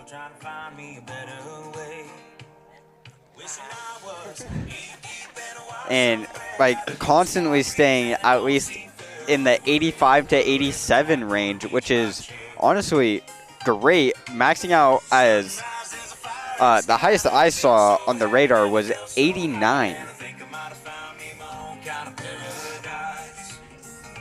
As batting up first for the Vikings, we'll have number 12, Noah Brady, who will be followed by number 5, Slater Scout.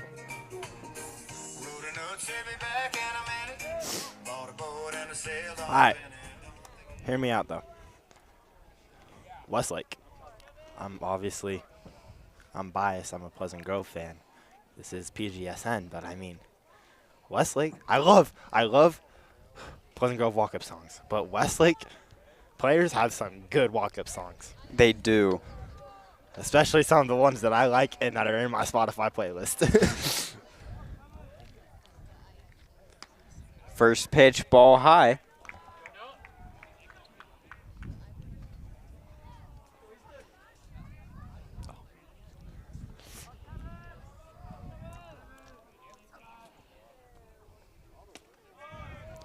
Takes strike one. As I was right, Slater, Scow now on deck. Makes me wonder. I mean, we can't see it right now because we don't know. But there could have been more. More changes. More changes, yeah. Gets a piece of that one going foul. Now a 1-2 count.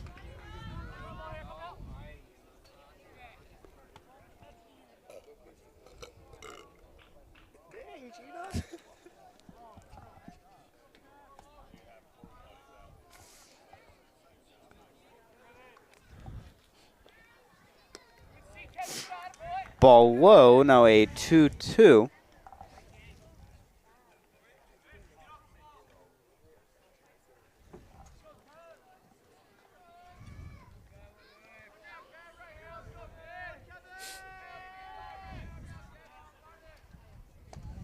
Pitch outside for ball 3.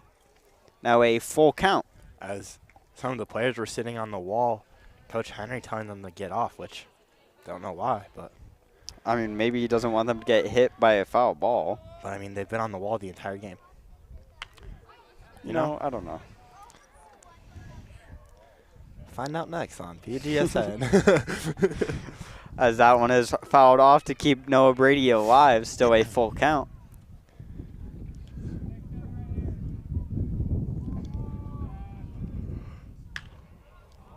Gets a piece of that one going into right field. Called by the right fielder. Makes the grab for out number 1. Now bringing up number 5, Slater Scow. Slater Scow had every time. Oh my gosh, I'm sorry. I try to yawn and then I try to hold it back so I didn't yawn so I could keep talking. But Slater Scow, I was talking to some of the players. He struggled a little bit this season. We haven't seen him really get on base as much. I believe he's probably got on base 2 or 3 times, if that. Last season was definitely his better season. He played pretty good, I would say. Still not the best season for him. As the 2 seasons that I've been doing baseball, it's been a struggle for Slater Scow. Hoping he can turn it around though. I agree, as that is caught on a miss for strike number 2. Now a 1-2 count.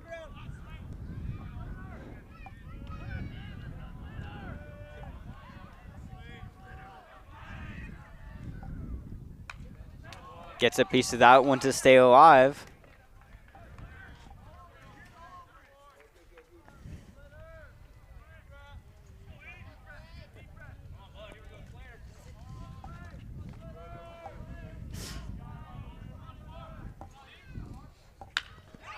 That one gets past the third baseman. That is a single for Slater Scow. Sorry about that, Zane. Kind of cut you off there. No, you're good. I was just going to say that he hit it, but you got it, bro. As doesn't look like at least the first 2 batting changes have changed. It's still Nash Bennett, Drew Smith, and then after Drew Smith, looks like it'll be Davey Staffieri still. As I did get Slater's stats pulled up, as you were saying earlier, he has definitely started to struggle more. Now that he's a senior, he started varsity as a sophomore, having a .352 batting average. Now as a senior on varsity, he has a .15, which is a drastic drop. Yeah. And he has also dropped pretty severely, very severely in at-bats. As a sophomore having 71, junior having 68, and then really the big drop-off, senior, 20 at-bats. That is a crazy big drop.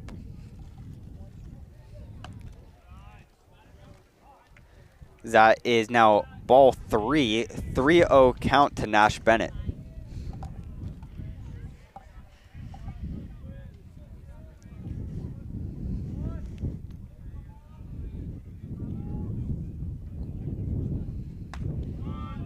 Takes strike 1, now a 3-1 count to Nash.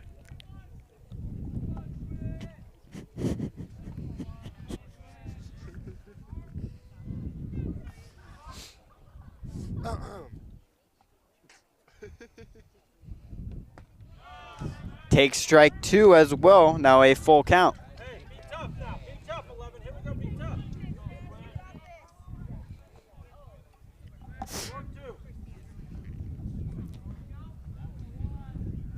1-2. Slater Scout still on first.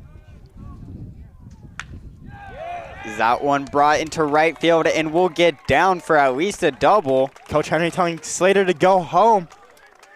It's going to bring Nash Bennett to third and Slater Scout a home. And that is a triple for Nash Bennett, as well as bringing in 1 run. Now 13-4.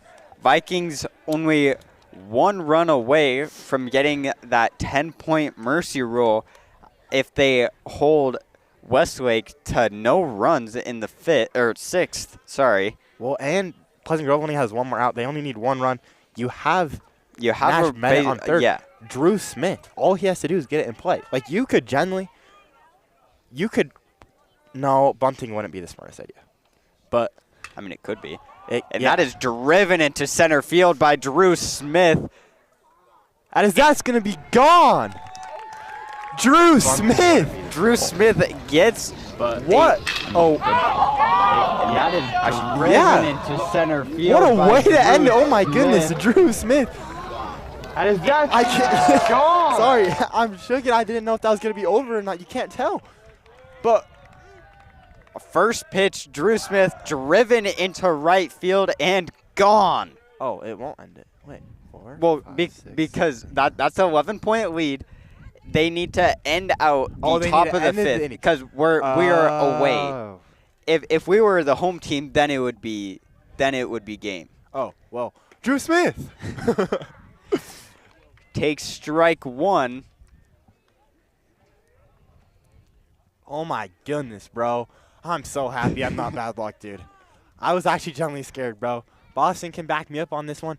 He was saying it before. He said it earlier in the stream. If we didn't have any home runs this game, then he wasn't coming to another one. Yeah. Which would have been true. I'm still going to get it, but. Well, now you have more of a reason to come because you're not bad luck. I don't know. Maybe I still am, bro. We have had 3 home runs? But think about it. Mason Henry. I'm still yet to see a Mason Henry home run. Yeah, you're bad luck to Mason. Mason, I'm sorry. Mason, I'm sorry. That is outside for ball 2. Now a 2-2 count to Davey. It's going to get to the point where Mason comes up to me and he's like, bro, you're bad luck for me, bro. You can't be coming to these games. I switched up everything, and I'm playing good when you're not there. As that is popped to left field and going foul. Still a 2-2 count to Davey. So maybe you are bad luck just to Mason. Not to the whole team, maybe just to Mason. Yeah. Because the 3 home runs he has hit, you haven't been there. You haven't been there for a single Mason Henry home run. Hi, new topic. Pleasant Grove winning 15-4.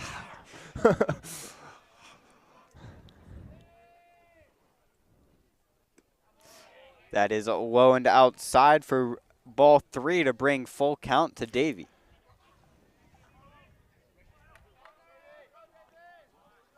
Hey, our scoreboard says a runner on third, just so you know, Boston. I am Sorry about that.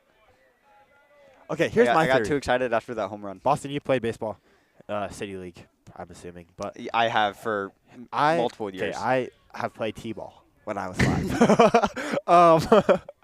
5. Great resume.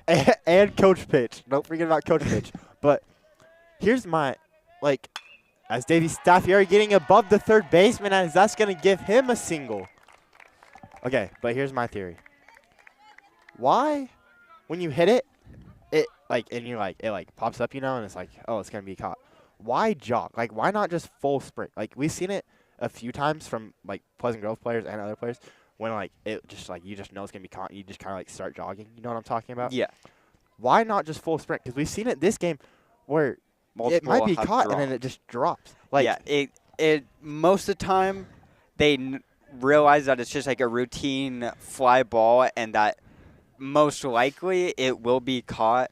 So they jog and they're surprised when it drops. But that's the thing is they can still drop it, and if you start jogging, if you generally just start jogging the first, then and they drop it, and you could have full sprinted, and you probably could have made it second, in a case. Yeah, it honestly is just a thing of discipline. Most times it's that most guys don't want to run it out, but in my opinion they should, because we have seen it from Westlake especially, how they have dropped multiple what seems to be routine fly balls. Yeah. So I would say run your hardest no matter what, as that is driven into right and will be caught for the second out. I mean, we see that too at MLB. It's not just high school, it's not just college, it's also MLB. So I don't know. Maybe there's something behind it that we just don't know. Find out next. Well, I mean, most most times if there is a base runner, you can't. So say I guess right there, CJ, CJ, he couldn't run in front of Davey, or else they'll both be out. Yeah, but if you're and Davey stayed in the middle there, so if it was caught, he could tag up in time. As that hit gets right past Brad, giving Brad Farr a single and moving Davey Staffieri to second. So, there, we didn't see CJ run his hardest because he didn't want to pass Davey and get them both out. And Davey didn't start running because there's one out on the board. You have to tag up. Yeah. But that's why on 2 outs, we also see them run their hardest on fly balls, as you don't have to tag up because if it's caught, third out. But if it's dropped, you don't have to tag up and you can advance bases. So it really just is a situational thing, because on 2 out fly balls, if Nash Clement right here popped it up, we would see Davey and Brad and possibly Nash as well run their hardest, or run faster than just a light jog. Yeah. But we would definitely see that more in 2 out scenarios than 0 or 1 out scenarios. That is fouled back. Now a 2-1 count to Nash Clement.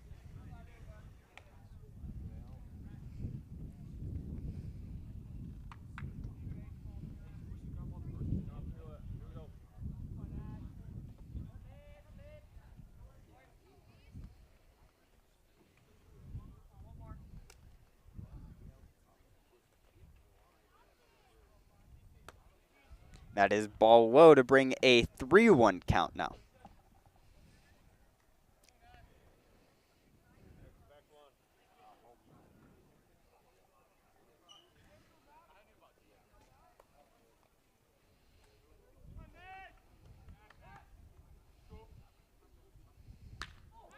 As that is driven into right field by Nash Clement, and that is gone! Nash Clement! Nash Clement getting, I believe, his first home run of the year. A 3-run home run for the Vikings. Now a 14-point lead. Nash Clement, dude!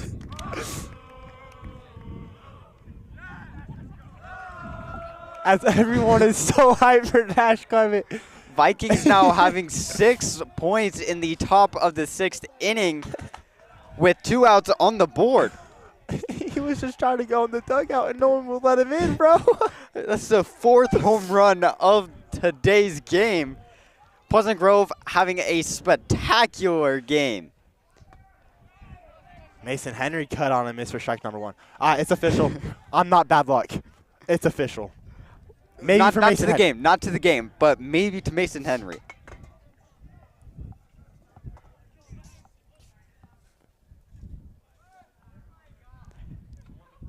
As the head coach will now come out to talk to the pitcher. I can't tell if that's the head coach or the pitching coach. And it is the head coach as number 8, let's see, Easton Barlow will be taken out. And I cannot see just yet who the pitcher is.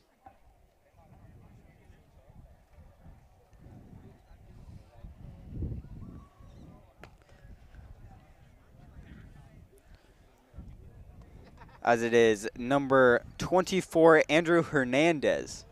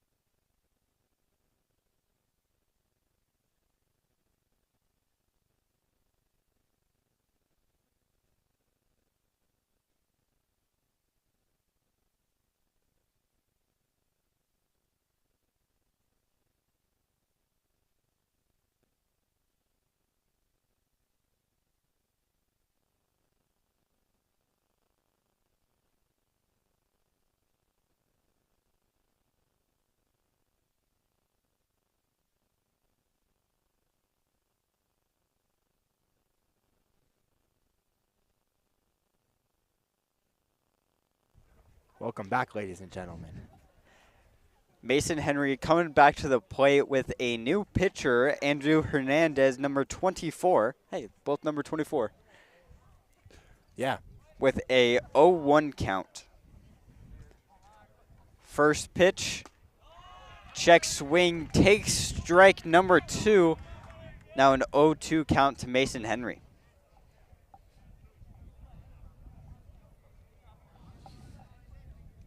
Third pitch, that is outside ball 1.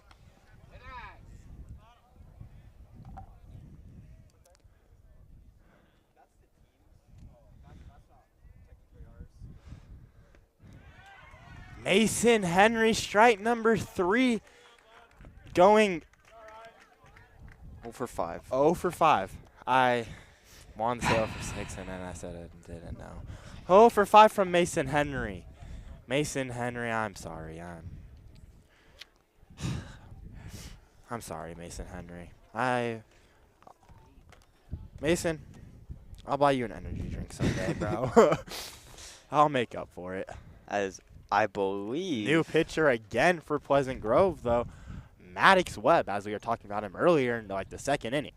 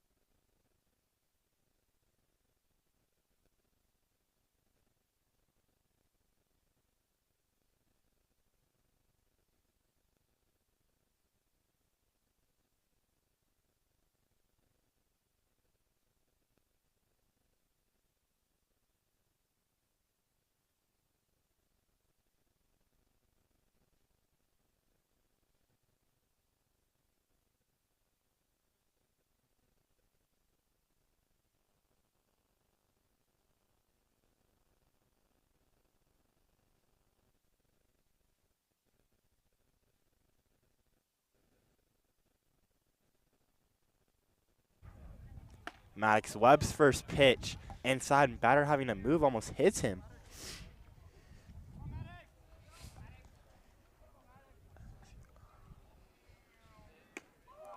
That is strike one right on that right side.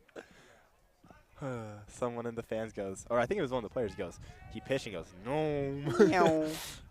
As that is ball low. Now a 2-1 count to number 19, Jason Bruck. Caught on a miss for strike two. Now a 2-2 count.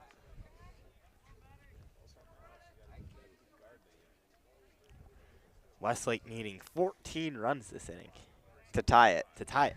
Otherwise, it is over. They need 5 runs to keep it from a mercy rule, as that is a cut on a miss for out number 1. You're right. I didn't mean to say it was over. I meant mercy rule because Yeah. never mind. They need 14 runs to tie. They Five need to make it 5 no to mercy. keep it from mercy And ruling. send it into the 7th.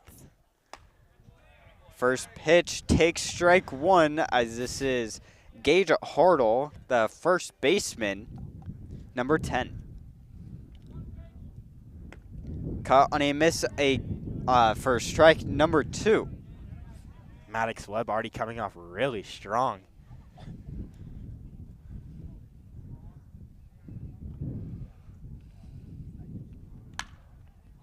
Going straight to Noah Brady. Noah Brady can't get there. Drew Smith to save it. And Drew Smith almost threw it while he was on the ground and decided not to, which probably the smart decision because that throw would have probably gone wild.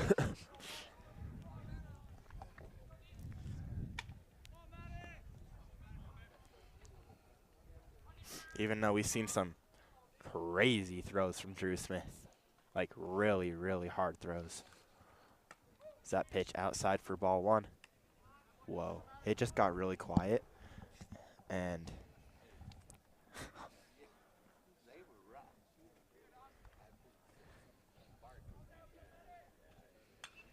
That one fouled back for a 1-1 count now.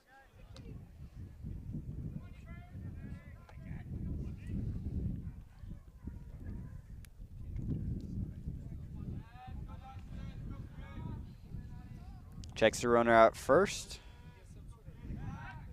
Throw not in time.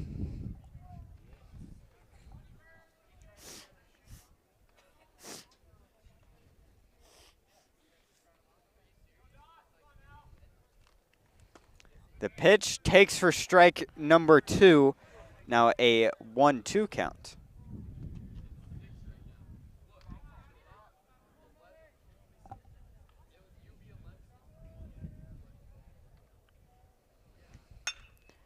Gets a piece of that one, just getting past the pitcher, and the throw to first, not in time.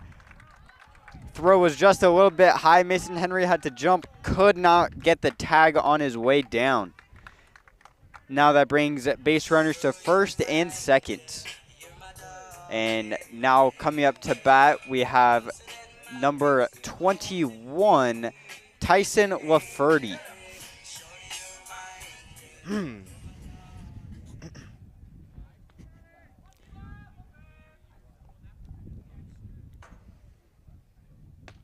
Cut on a miss for strike number 1.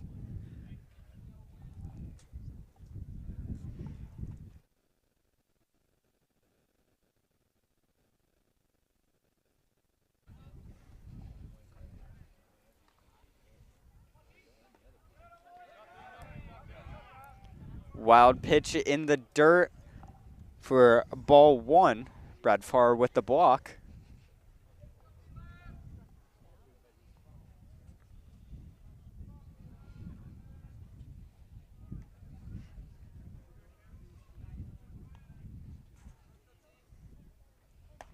Caught on a miss for strike 2.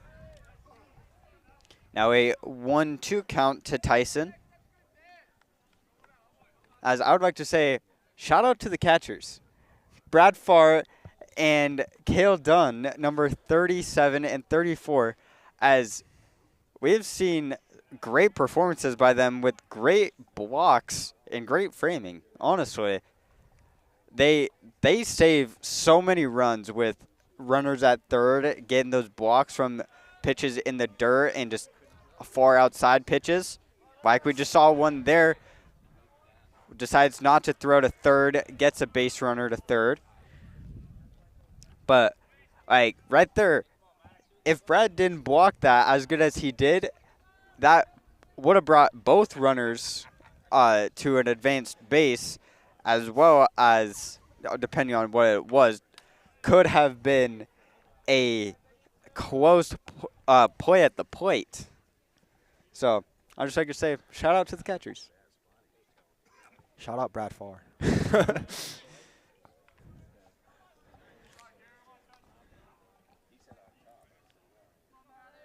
Now a full count, 3-2. Gets a piece of that one, going back, and caught for the second out, which will bring in 1 run on a sacrifice fly. Westlake only needing 4 more runs to make it not a mercy rule, but Westlake already has 2 outs, so it's going to be.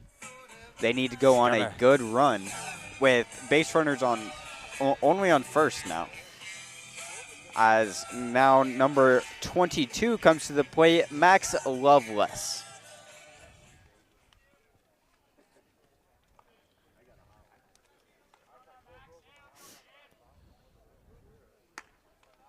Takes strike 1.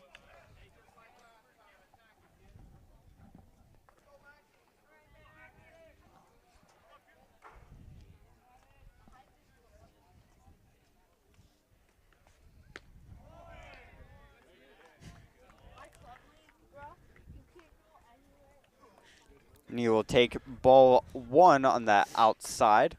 Now a 1-1 count. That is fouled off. Now a 1-2 count to Max.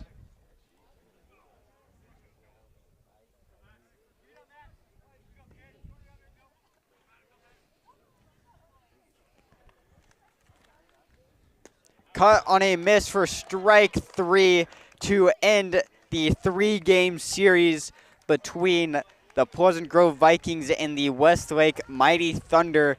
Pleasant Grove will take the first game 8-1, the second game 15-0, and now the third and final game 18-5 with 2 mercy rules in the 3-game series. Anything you have to say about that, Zane? Crazy. 15-0 the second game, 18-4 this game, 8-1. Just repeated what you said. Great performance though from Pleasant Grove. Mason Henry not doing the best, but that's probably my fault. Sorry, Mason. But play for Westlake in his sophomore year and like half of his junior year before transferring. Left to all the players, but anyways, great performance from both teams. Even amazing Pleasant Grove against first game. AF. It's going to be one of the best this year for Pleasant Grove. As now they are 6-0, 15-1. I will not be there on Wednesday, the 23rd. I apologize. As that probably means there will not be a stream, as we'll have. AF's only like a 10-minute drive, so if you want to go. Hey, watch if that. you want to come, you can come game. watch. Yeah, go. It's go the, and then third and final game at Pleasant Grove on Friday. Yep. All right. Well, Pleasant Grove sweeping both teams, sweeping Skyridge, sweeping Westlake. Now 6-0 in region, heading in to the American Fork PG Series next week. I am Zane Grothy. And I am Boston Harding. And we will see you on Tuesday at 3:30 p.m.